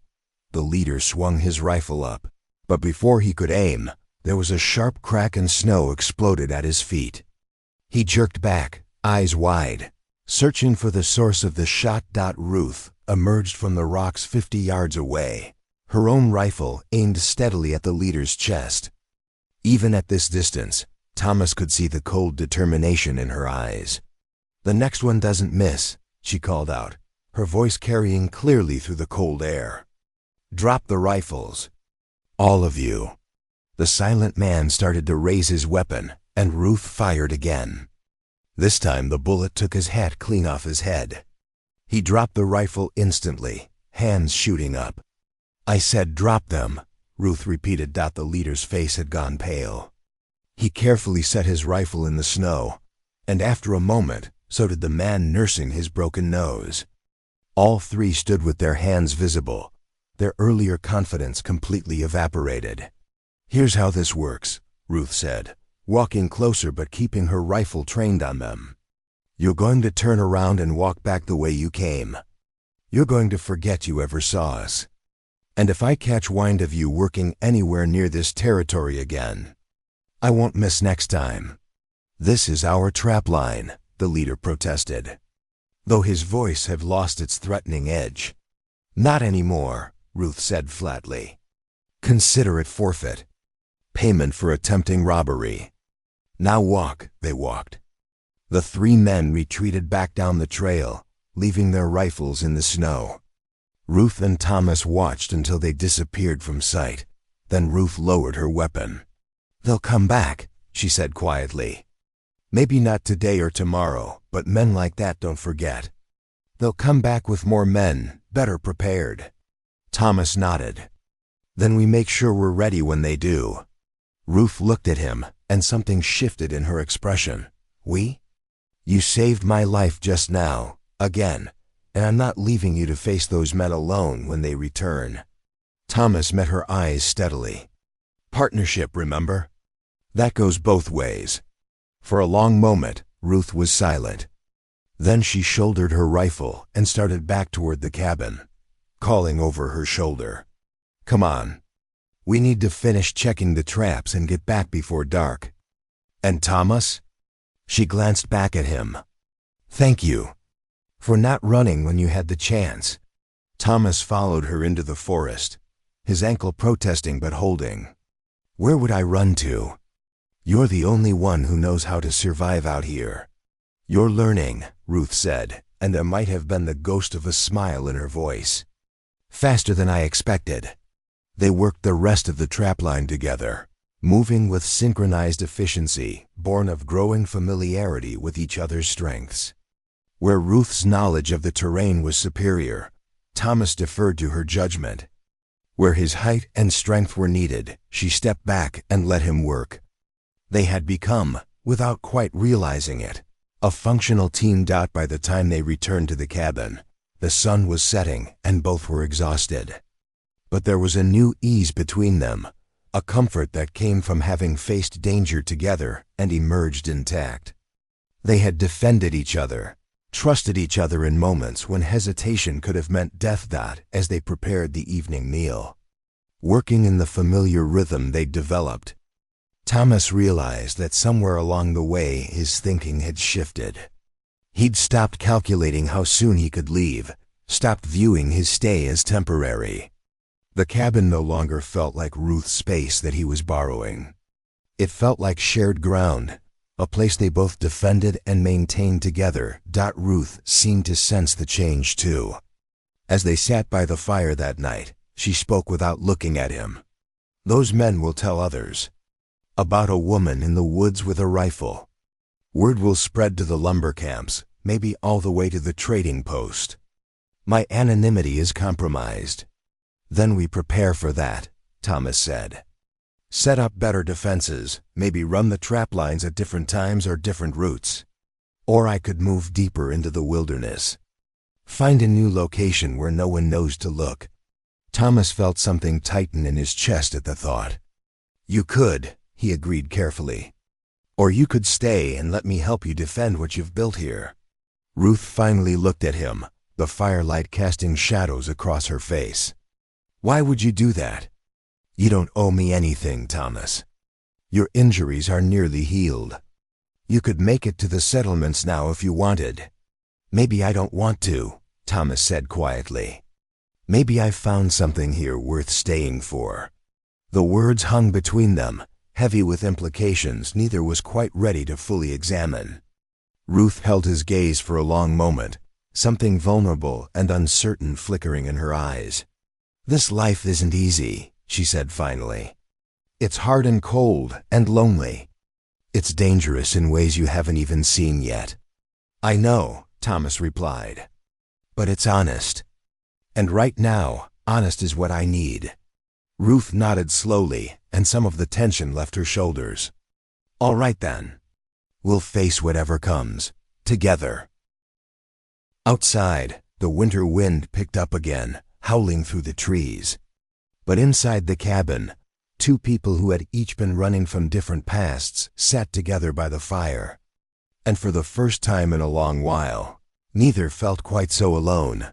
The days following the encounter with the trappers brought a noticeable shift in how Thomas and Ruth occupied the cabin space. The invisible boundary that had divided the room into separate territories gradually dissolved. They moved around each other with growing comfort, no longer carefully avoiding proximity. Their conversations extended beyond practical necessities into territory that felt almost like companionship.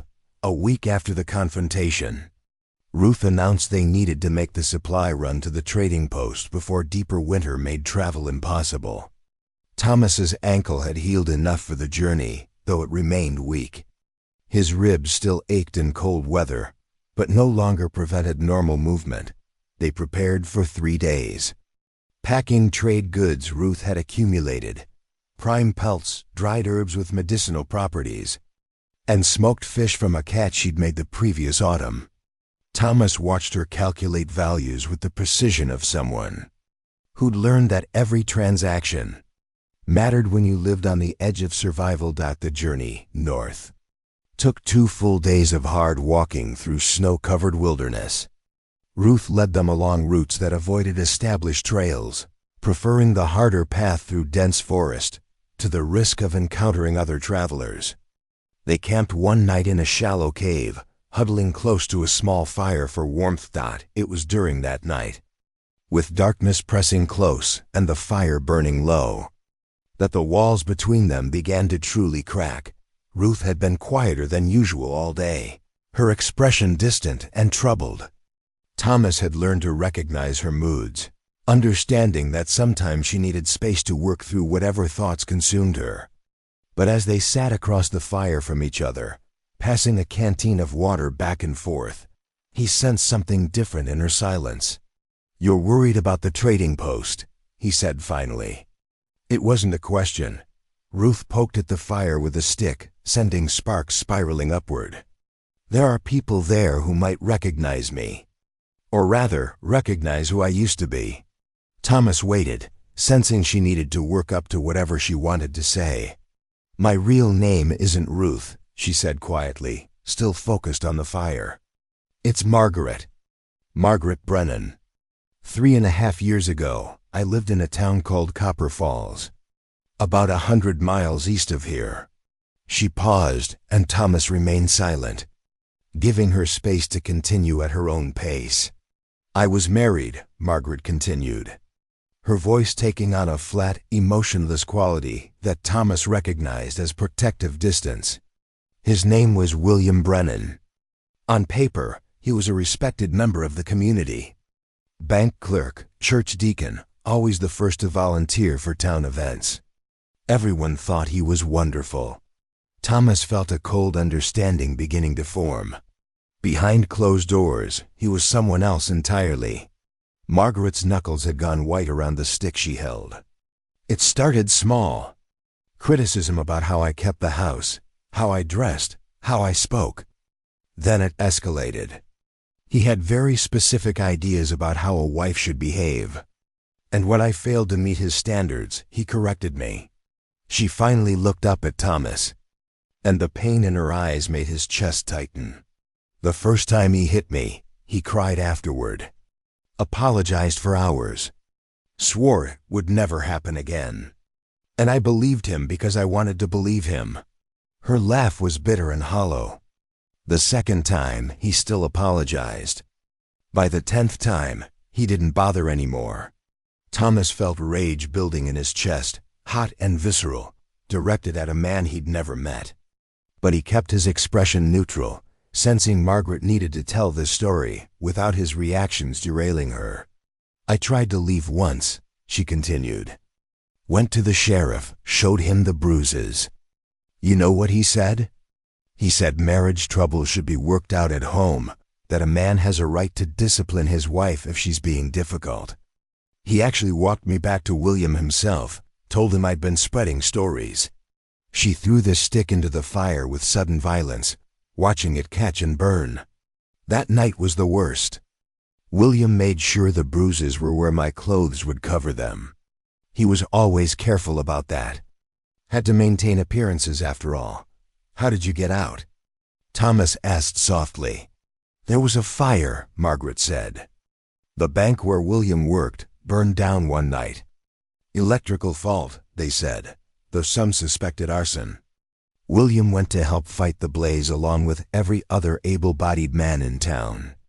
I had maybe 3 hours before he'd come home. She pulled her knees to her chest, wrapping her arms around them in a posture that made her look younger and more vulnerable than Thomas had ever seen her. I took everything I could carry. Money I'd been hiding for 2 years, clothes, food, my father's hunting rifle. I walked out of that town and kept walking. Changed my name at the first settlement I passed through. Told people I was a widow heading west. Kept moving until I found this place, far enough from everything that I thought I'd finally be safe. Has anyone come looking for you? I don't know. Maybe at first. But 3 years is a long time, and I made sure to leave no trail. For all William knows, I died in the wilderness. That's what I want him to think. That's what everyone back there can think. Thomas considered his next words carefully.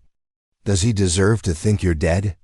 Or does he deserve to wonder, to never have that certainty, to live with the possibility that you might show up one day and tell everyone the truth about him? Margaret looked at him with surprise, then something that might have been appreciation. I never thought of it that way.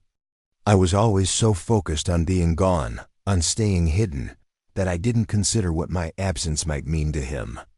Men like that rely on control, Thomas said. Your disappearance took that away from him. That's its own kind of justice. They sat in silence for a while, the fire crackling between them.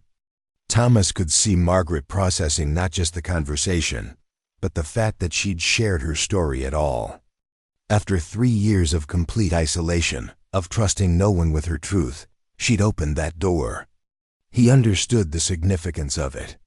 Thank you, she said finally, for listening, for not asking why I didn't leave sooner or telling me what I should have done differently. We all do what we can with what we know at the time, Thomas replied. Surviving takes different forms for different people. You survived. That's what matters. Margaret studied him across the fire, her expression thoughtful. You understand that better than most people would. There's a reason you came to these woods alone too, isn't there? A reason you looked like you'd already given up when I found you in that ravine. Thomas felt his own walls being tested now, the defenses he'd maintained even while living in close quarters with Margaret. Part of him wanted to deflect, to keep his pain private as he'd done for months. But she'd offered him her truth. The least he could do was reciprocate. I had a wife, he began, surprised by how difficult it was to form the words. Sarah, and a daughter, Emma. She was 7 years old. Margaret's expression shifted to something gentle and understanding. She didn't speak, just listened. I served in France during the war. Made it through 2 years of trenches and poison gas and artillery barrages. Came home in 1918, thinking the worst was behind me. Thomas stared into the fire, seeing other flames, other times. But the war wasn't finished with us. The Spanish flu came right behind it, and it was more thorough than any German offensive. His voice cracked slightly, and he had to pause to gather himself. Emma got sick first. Fever that wouldn't break no matter what we did. She was so small, Margaret. So fragile. I'd survived men trying to kill me with bullets and shells and gas. But I couldn't protect my little girl from something I couldn't even see. She died in my arms, he continued. The words coming faster now, like a wound that needed draining. One night I was reading her a story, and by morning she was gone. Just slipped away while I was holding her. Sarah lasted another week. She was strong, fought hard, but the fever was stronger. When she died, I was at the factory. Didn't even get to say goodbye. Margaret had moved closer during his telling, though Thomas hadn't noticed when. She was sitting beside him now, close enough that he could feel her warmth. I tried to keep going, Thomas said. Went to work every day, came home to an empty apartment every night. Told myself I just needed time, that the grief would ease. But it didn't. It got heavier. Every morning I woke up wondering why I was bothering, what the point was of continuing when everything that mattered was gone. Is that why you came north?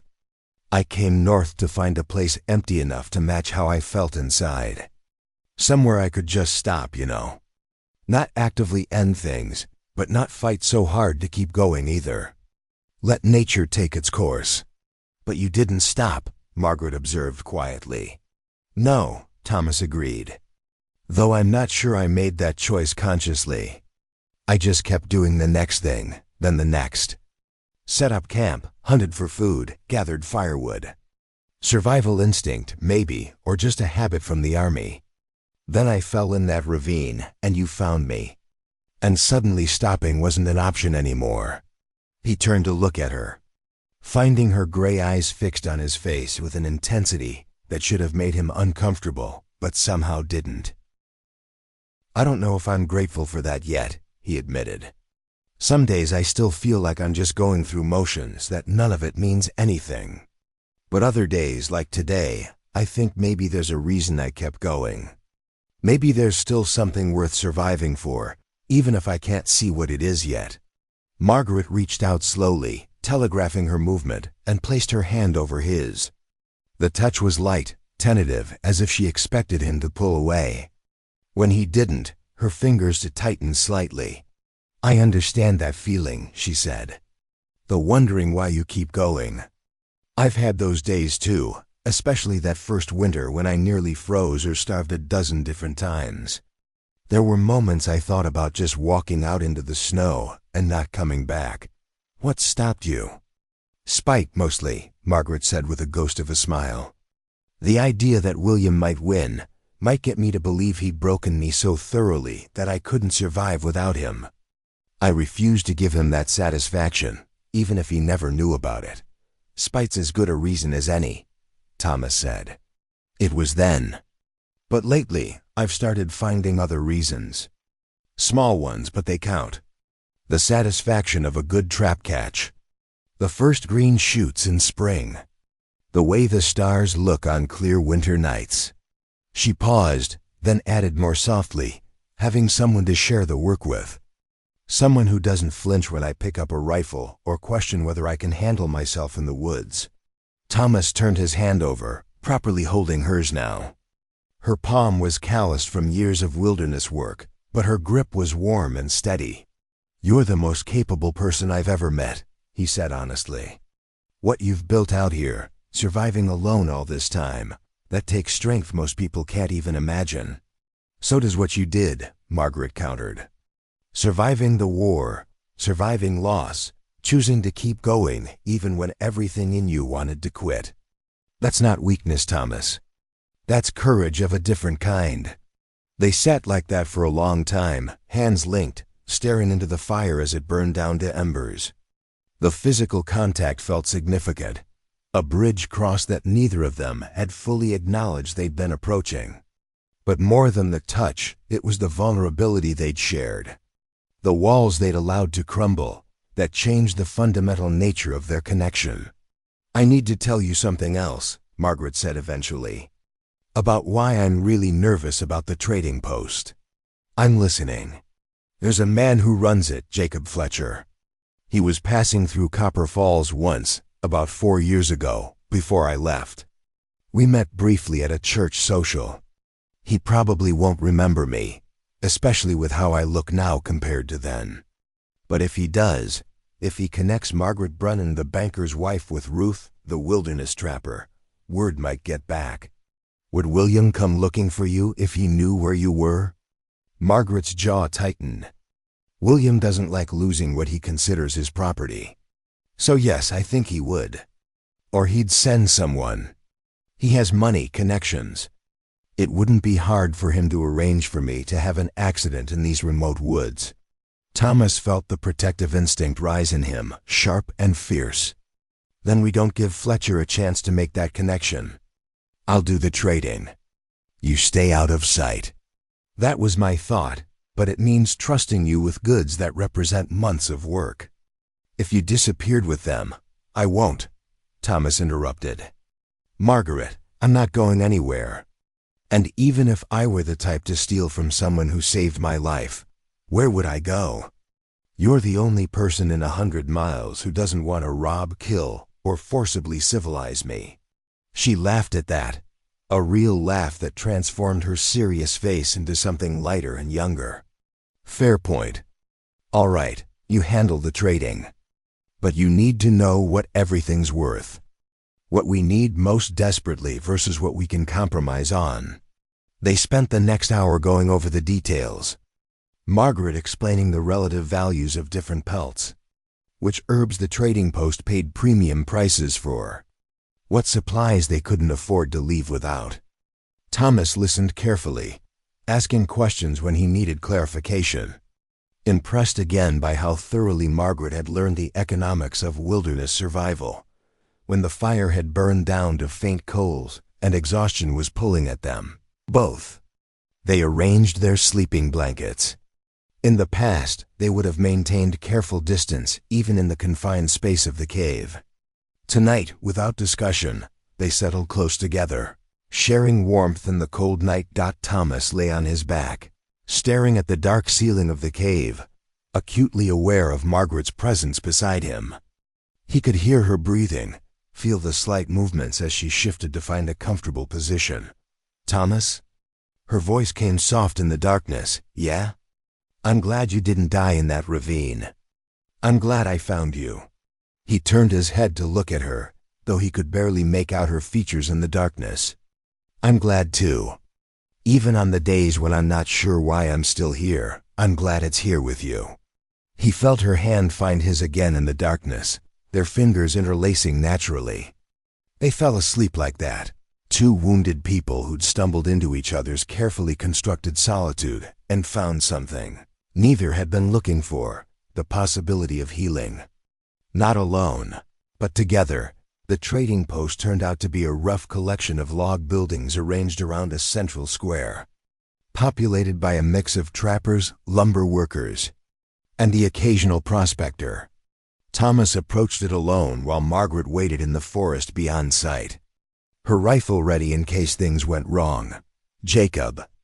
Fletcher was a large man with a thick beard and sharp eyes that assessed Thomas with the calculation of someone used to determining how much he could squeeze from each transaction. They negotiated for nearly an hour, Fletcher trying to lowball the value of the pelts while Thomas held firm on prices Margaret had specified. Eventually they reached an agreement that left both parties moderately dissatisfied, which probably meant it was fair. Thomas secured the essential supplies, salt and ammunition primarily, along with a few luxury items he knew Margaret would appreciate even if she'd never admit it. Real coffee, a small jar of honey, needles and thread of better quality than she currently had. He was loading the last of the supplies onto the pack when a voice behind him made him freeze. You're new to these parts. Thomas turned to find a man watching him with uncomfortable intensity. He was well dressed for the frontier, his clothes suggesting wealth and the rifle across his back suggesting he knew how to protect it. Just passing through, Thomas replied neutrally. Funny. Fletcher mentioned you were trading pelts and herbs. That's not passing through inventory. That's someone who's been working in these woods for a while. Thomas kept his expression bland. Bought them off another trapper, moving the goods for a profit. The man smiled, but it didn't reach his eyes. Is that right? Because those pelts are prime quality, expertly prepared. The kind of work someone with real skill produces. And those herbs are bundled exactly the way Margaret Brennan used to bundle them. Every muscle in Thomas's body tensed. I don't know any Margaret Brennan. No? That's interesting, because I'm looking for her. Her husband's been searching for 3 years now. worried sick about his poor missing wife. He's offering a substantial reward for information about her whereabouts. Thomas met the man's eyes steadily. Can't help you. Like I said, I bought these goods from another trapper. Didn't catch his name, and he didn't catch mine. That's how it works out here. The man studied Thomas for a long moment, then shrugged. Well, if you happen to run across a woman matching Margaret Brennan's description, dark hair, gray eyes, about 5.5 feet tall, there's $500 in it for information.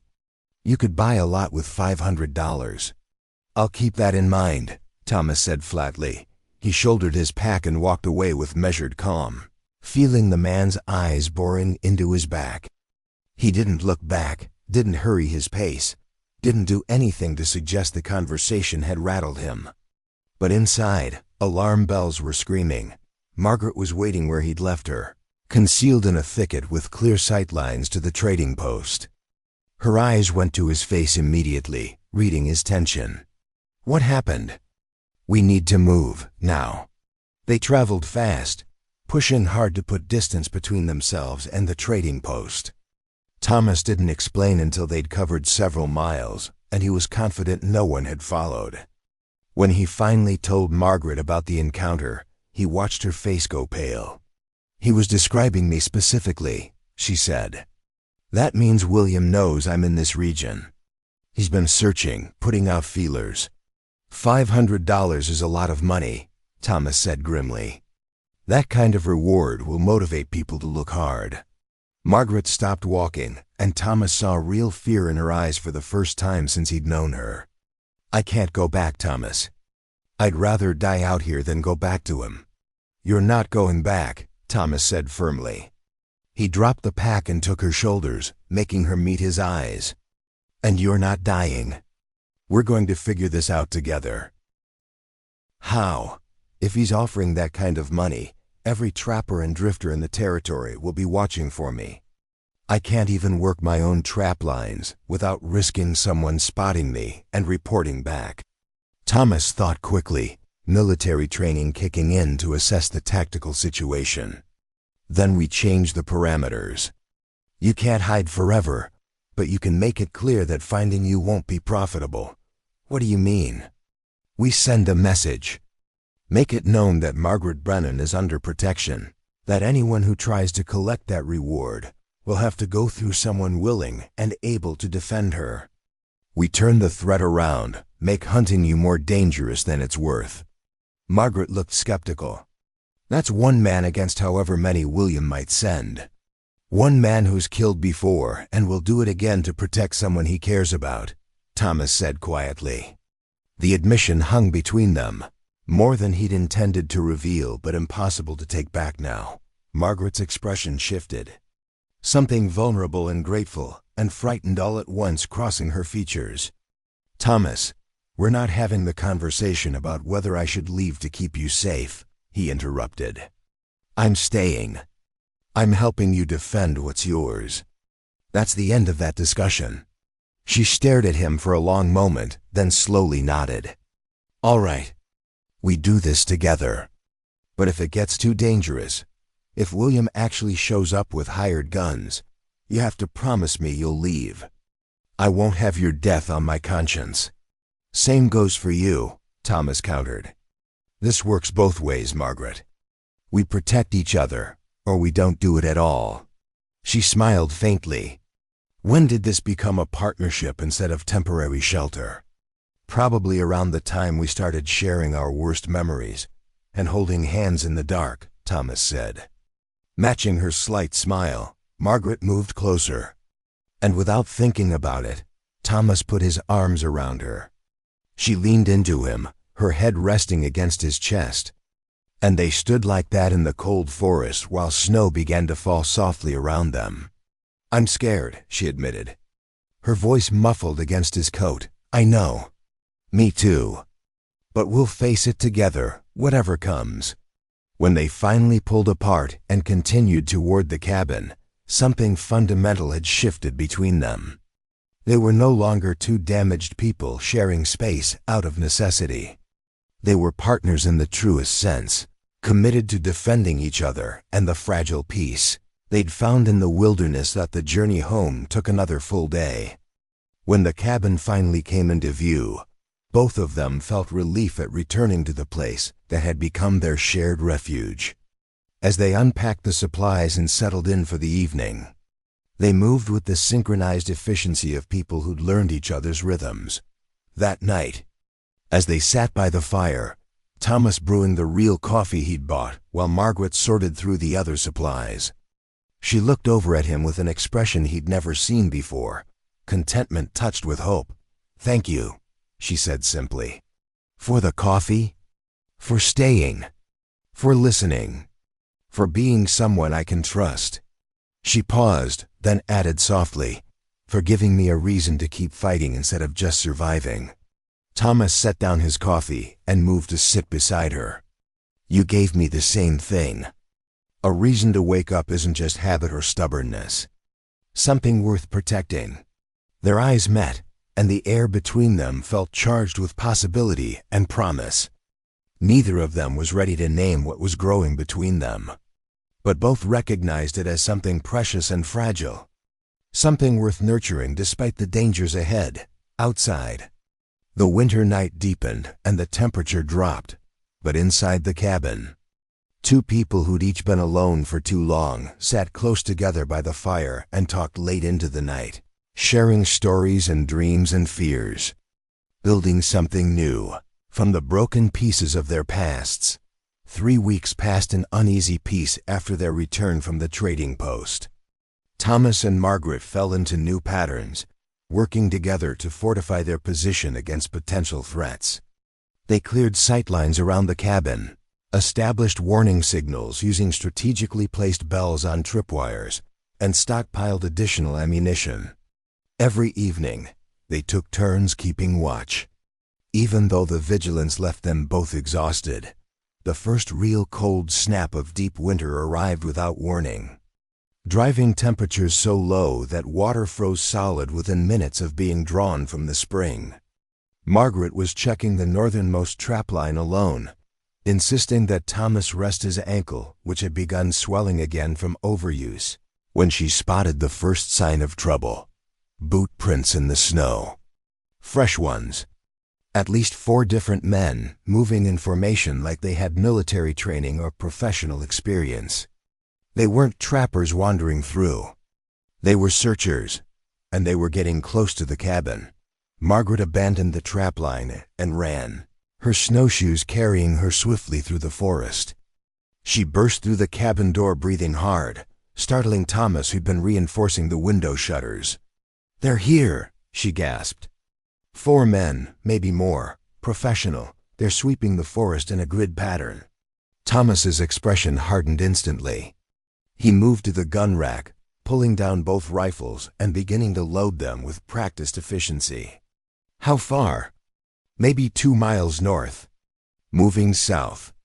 They'll find this place by nightfall, probably sooner." "We could run," Thomas suggested, though his tone made it clear he already knew her answer. "Run where?" "In this cold, we'd freeze before we made it anywhere safe. And they'd track us easily in the snow." Margaret was already gathering ammunition, filling her pockets with cartridges. "This is defensible ground. We know every approach." "They don't." Thomas nodded, his military experience taking over. "Then we prepare for a siege. They'll likely scout the cabin first, try to determine if you're here before making a move. That gives us time to set surprises." They worked with desperate speed, creating obstacles and traps around the cabin's perimeter. Trip wires connected to bells that would alert them to anyone approaching.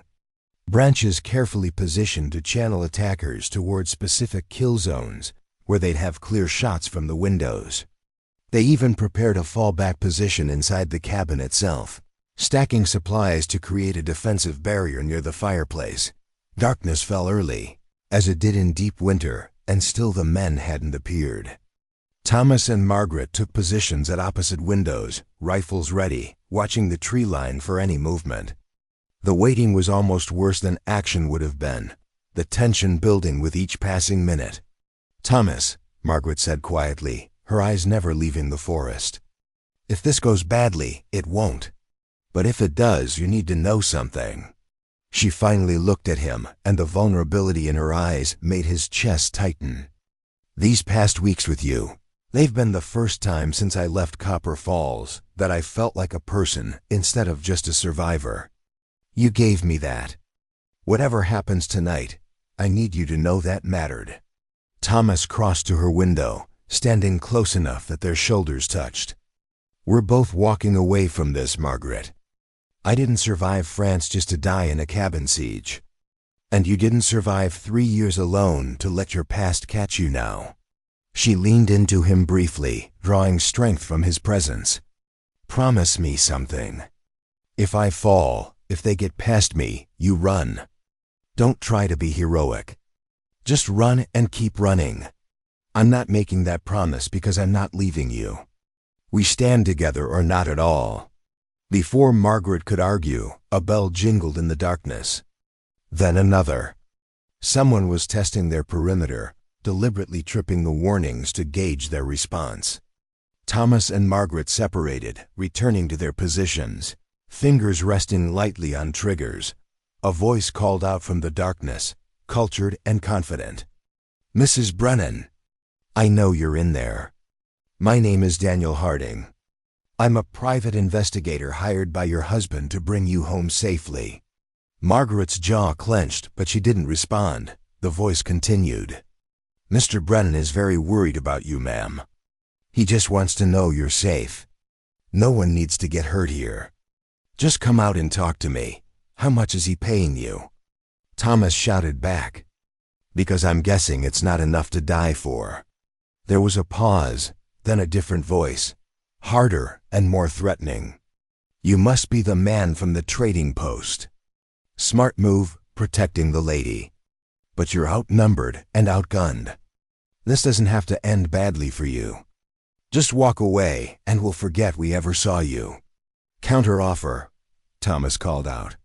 "You walk away and we forget we ever saw you. Go back and tell Brennan she's dead. Tell him whatever you want. But you're not taking her." A shot rang out, shattering the window frame inches from Thomas's head. He ducked instinctively, glass raining down around him. So much for negotiation. Thought the attack came from 3 sides simultaneously. Muzzle flashes lit up the darkness as bullets punched through the cabin walls, forcing Thomas and Margaret to drop below the windows.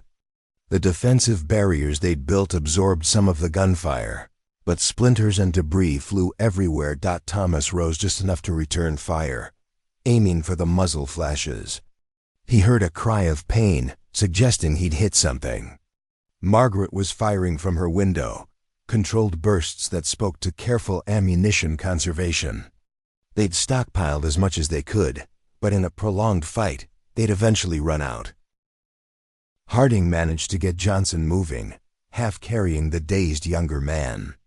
They stumbled off into the darkness, leaving a trail of blood behind them. Margaret watched until they disappeared, then dropped the rifle and ran to Thomas's side. "Stay with me," she commanded, her hands returning to his wound.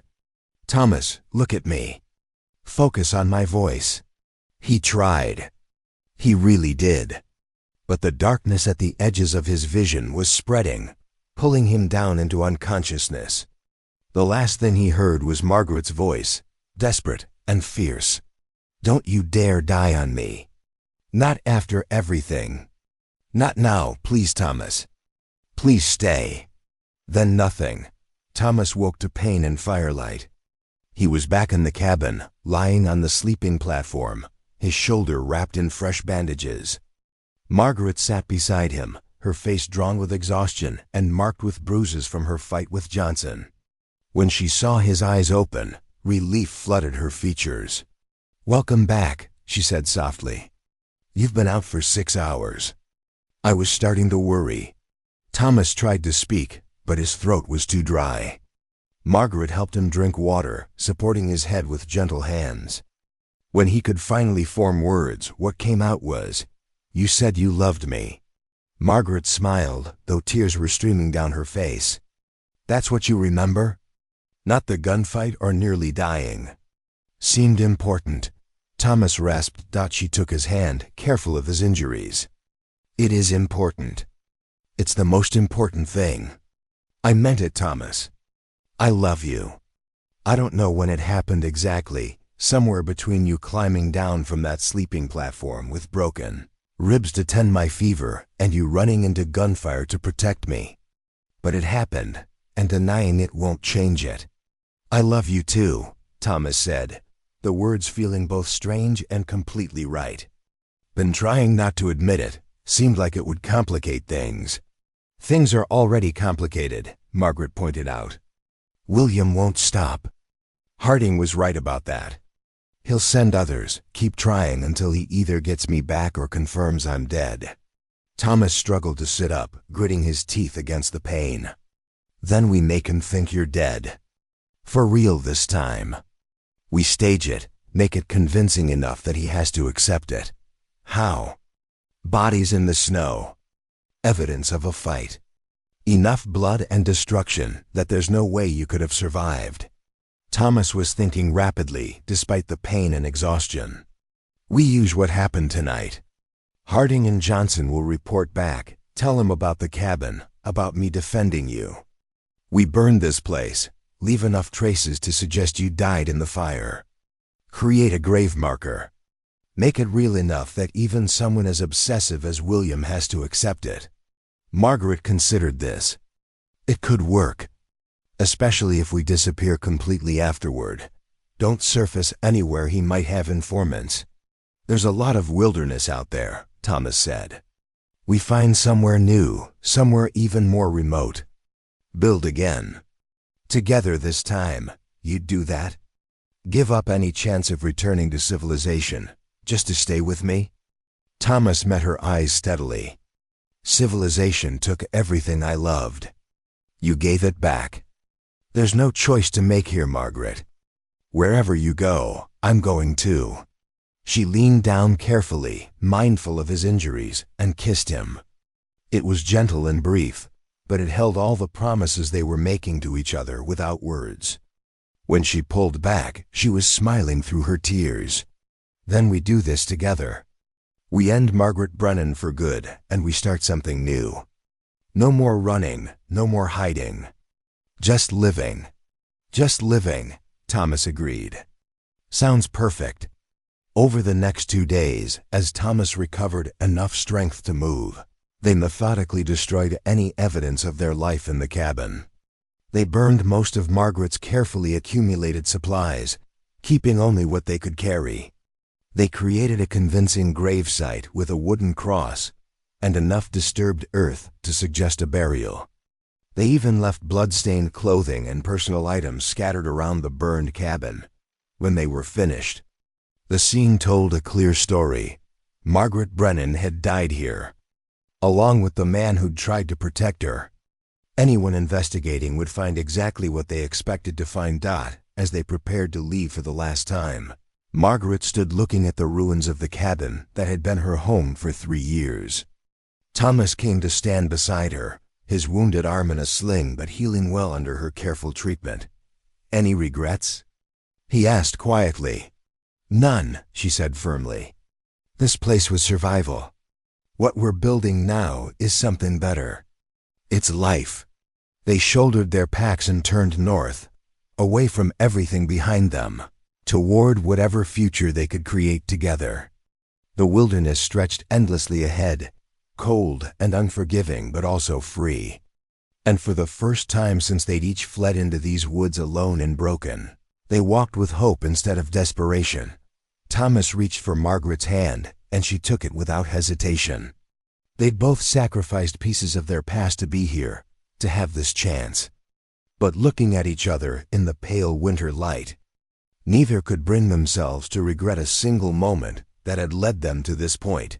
Together, they disappeared into the vast northern forest, leaving behind the ghosts of who they'd been and stepping forward into who they were becoming.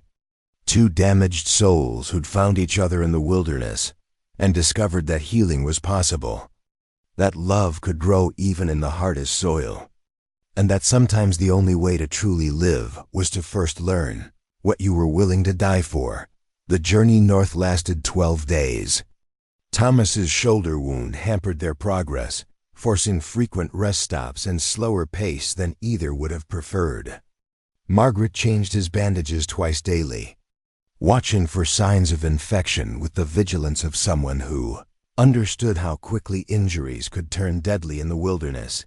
They traveled through country neither had explored before, leaving behind all familiar landmarks.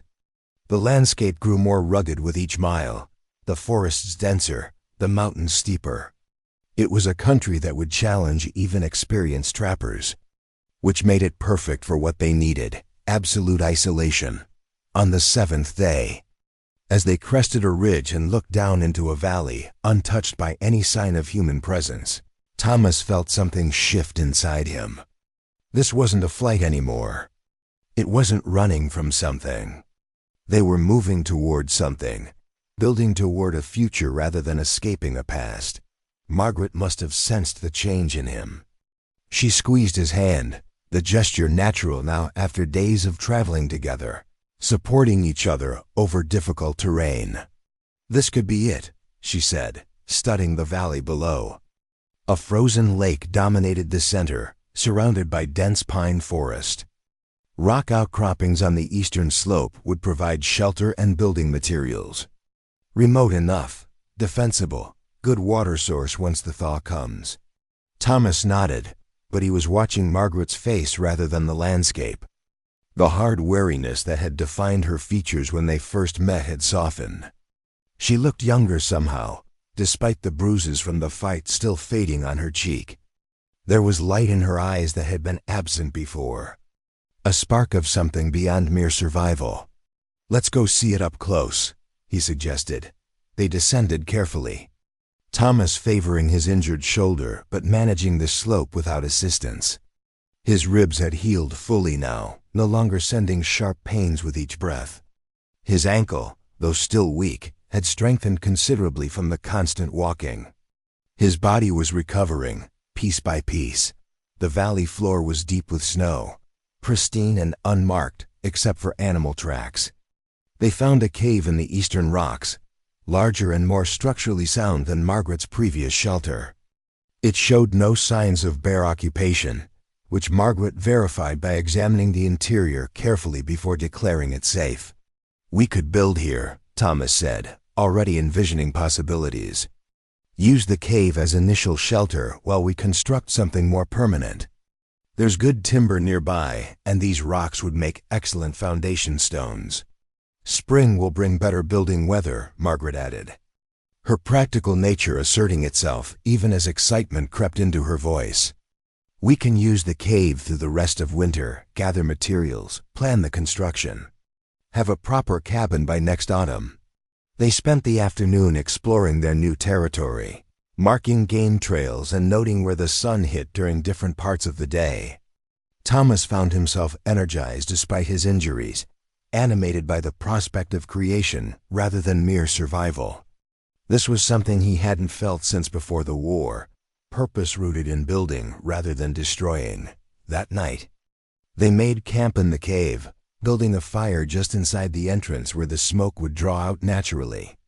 As they prepared their simple meal, Thomas watched Margaret work and marveled at how comfortable they'd become with each other.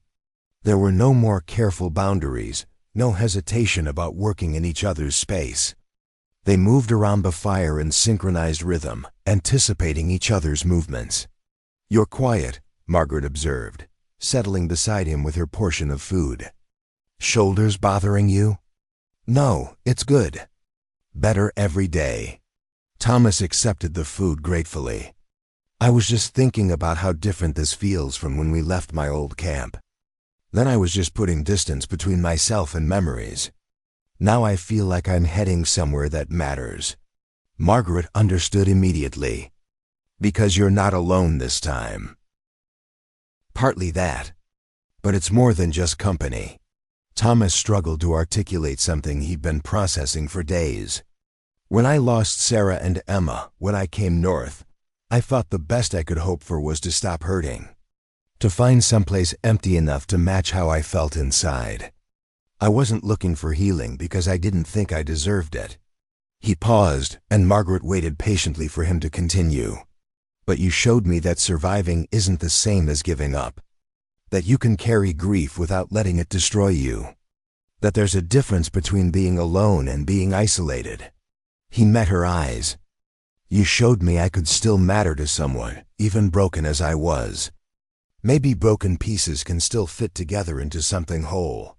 Margaret's eyes were bright with unshed tears. You did the same for me. I'd convinced myself that needing anyone was weakness, that depending on another person would only lead to pain. I'd built these walls so high that I forgot what it felt like to let someone in. She reached for his hand, threading her fingers through his.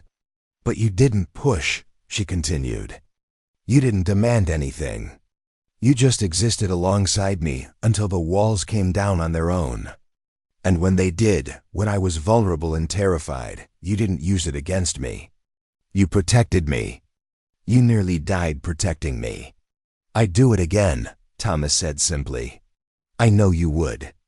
That's what makes you different from every other man I've known. Margaret shifted closer, resting her head against his uninjured shoulder. William wanted to own me, control me.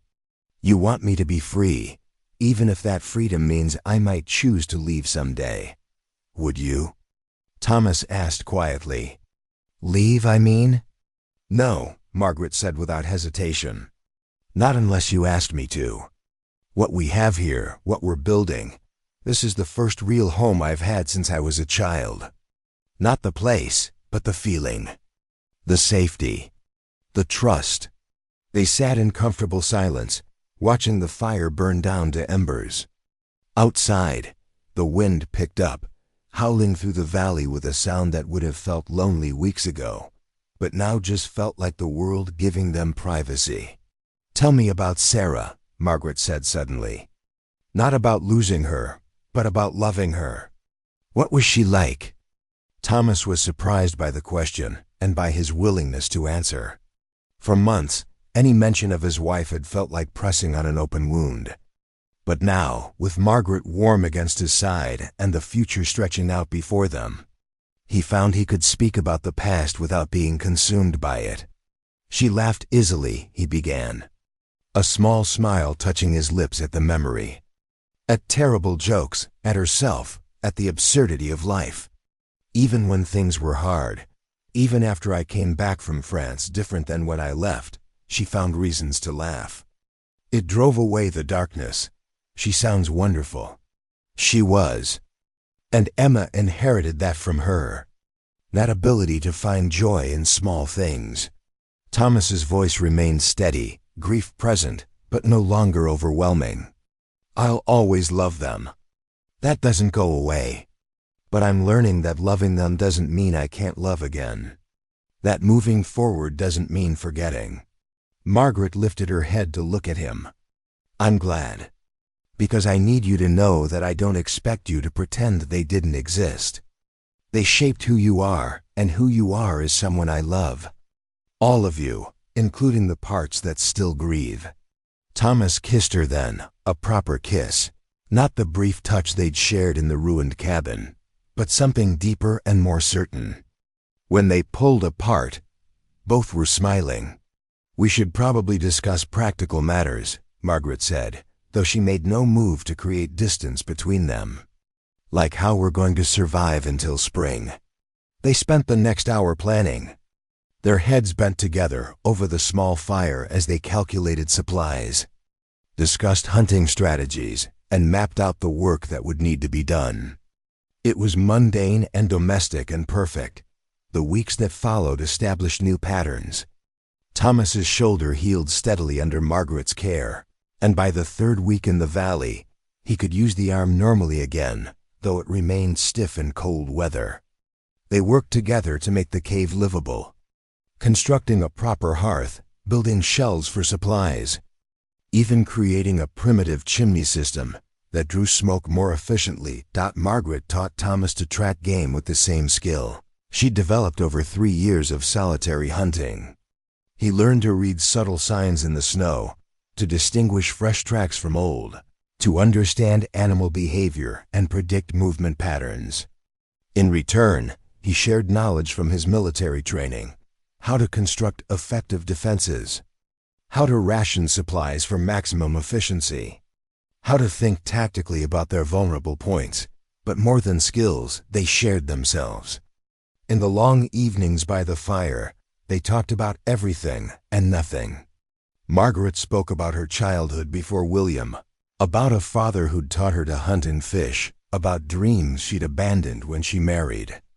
Thomas shared memories of life before the war, about working in his father's carpentry shop, about the simple satisfaction of creating things with his hands, one particularly cold night. About 5 weeks after they'd arrived in the valley, Margaret emerged from checking their snares to find Thomas sketching on a piece of bark with a charred stick from the fire.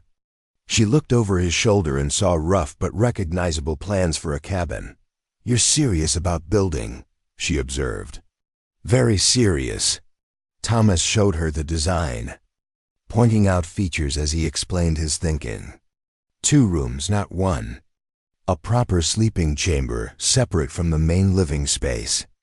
Real windows with shutters that actually seal against weather. A root cellar dug into the hillside for cold storage. Stone fireplace large enough to heat both rooms. "This won't be a temporary shelter, Margaret. This will be a home." She studied the plans, her expression thoughtful.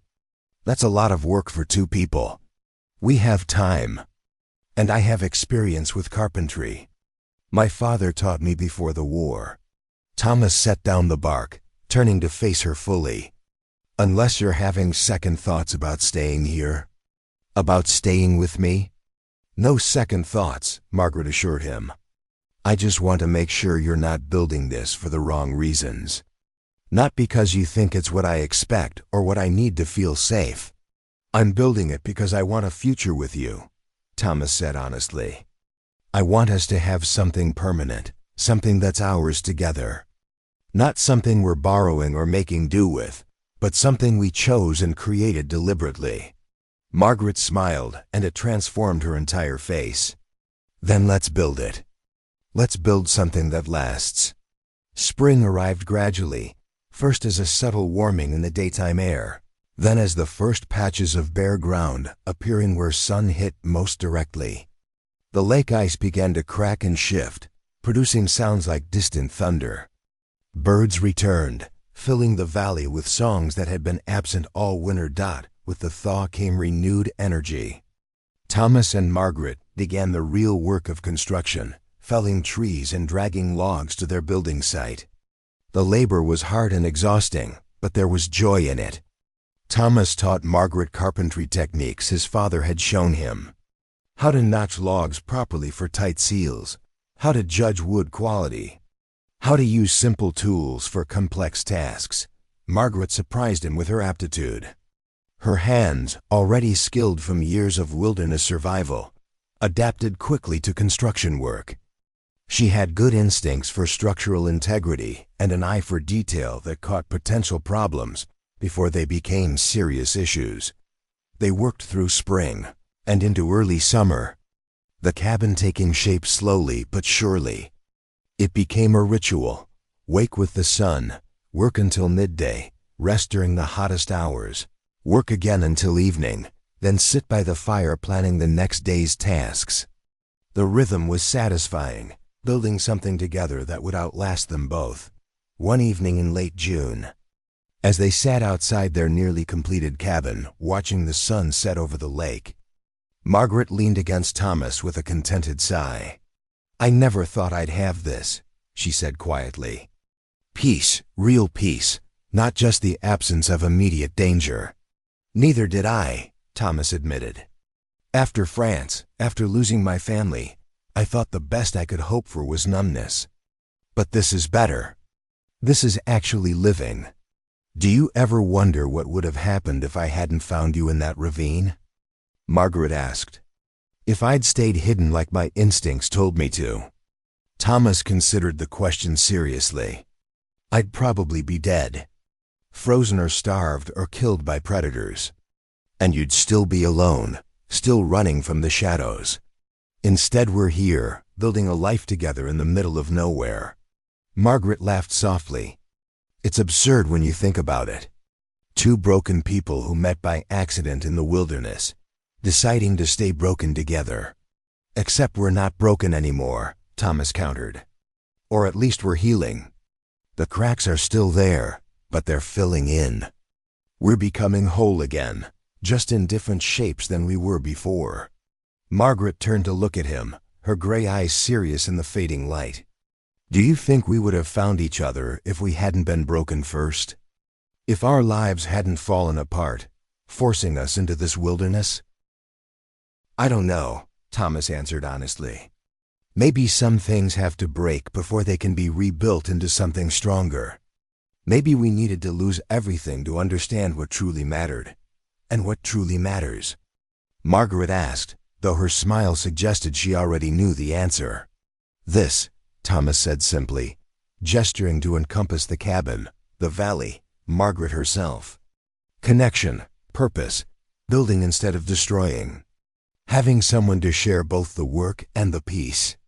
They sat together as darkness fell, watching stars emerge one by one in the clear summer sky.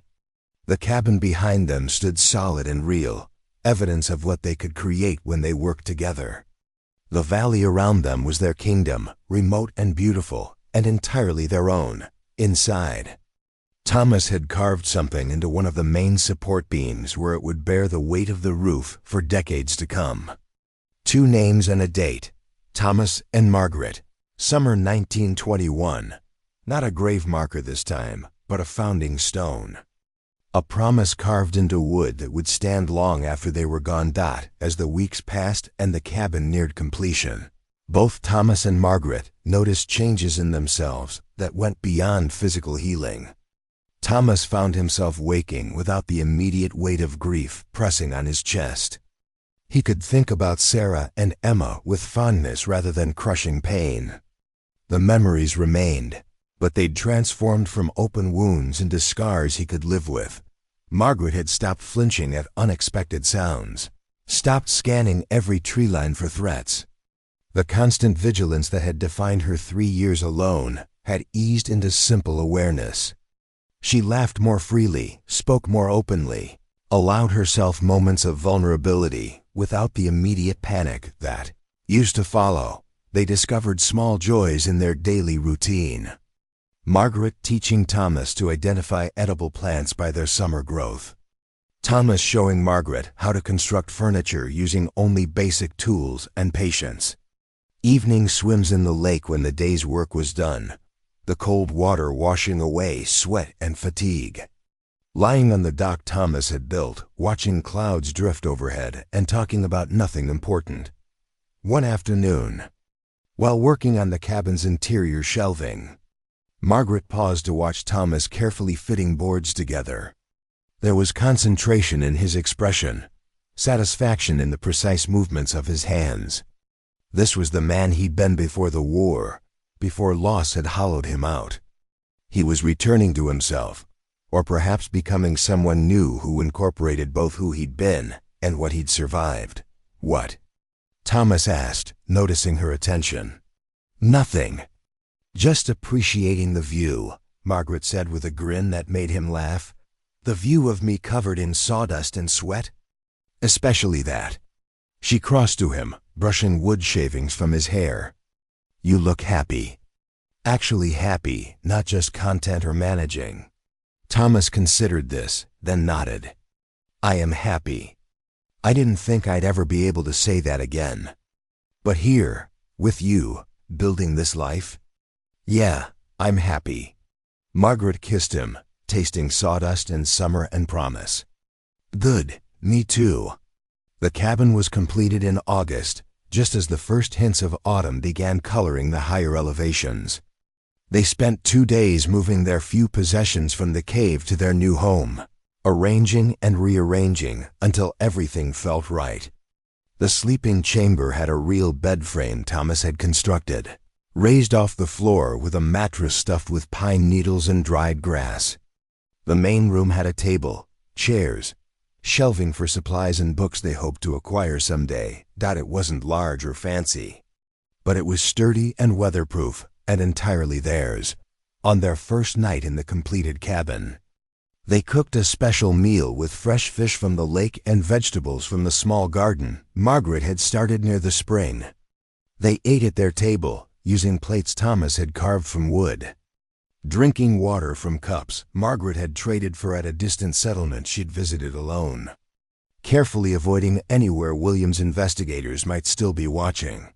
After dinner, they sat outside on the porch Thomas had added as a last touch, watching the sun set behind the mountains. The valley was alive with summer sounds, crickets chirping, frogs calling from the lake shore, the gentle rustle of wind through pine branches. "Thank you," Margaret said suddenly. "For what?" "For not letting me die alone and bitter in a cave. For giving me a reason to build instead of just survive. For showing me that trust isn't weakness, that needing someone doesn't make me vulnerable to being destroyed." Thomas took her hand, familiar and comfortable and right. "I should be thanking you for the same things. You saved my life, Margaret. Not just in the ravine, but every day since. You gave me purpose when I had none, hope when I'd given up, love when I thought I'd never feel it again." "We saved each other," Margaret said simply. "That's what makes this work." As the last light faded from the sky, they went inside their cabin, closing the door on the wilderness outside. But it wasn't a closing off, a shutting out of the world. It was a choosing this life, this place, each other. Choosing to build forward rather than dwell on what was lost. Choosing healing over bitterness, connection over isolation, hope over despair. The wilderness had taken much from both of them, but it had also given them something precious, the space and time to find each other. And in finding each other, to find themselves again. In the years that followed, Thomas and Margaret would face other challenges. Harsh winters, lean hunting seasons, illnesses, injuries, the occasional intrusion of the outside world they'd left behind. But they would face them together.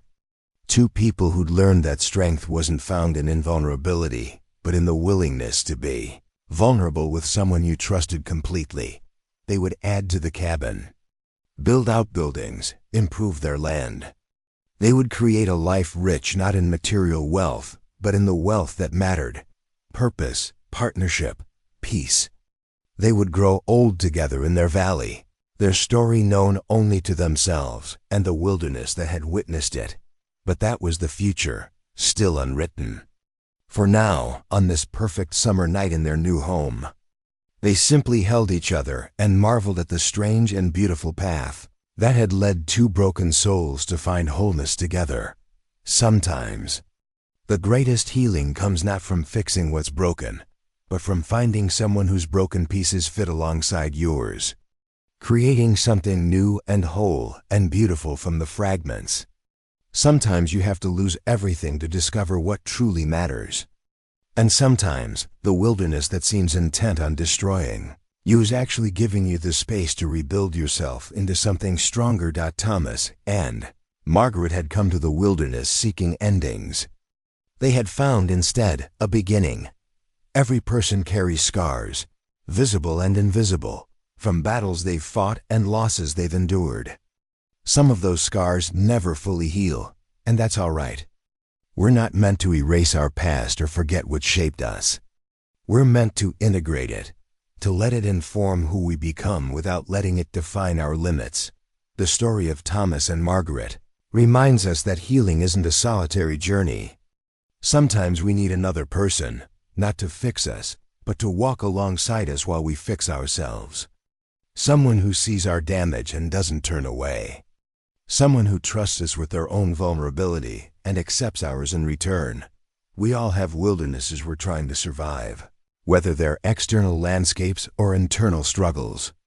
And sometimes the person we meet in that wilderness, the one we least expect to need or be needed by, becomes the reason we stop merely surviving and start actually living again. What wilderness are you navigating? What walls have you built to protect yourself that might also be keeping out the very connections that could help you heal?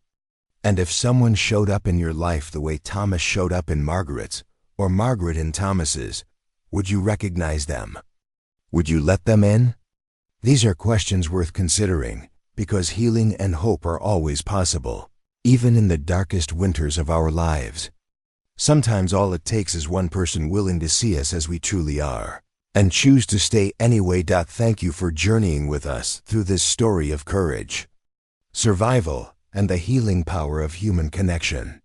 Up next, you've got 2 more standout stories right on your screen.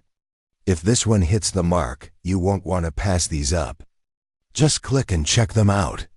And don't forget to subscribe and turn on the notification bell so you don't miss any upload from us.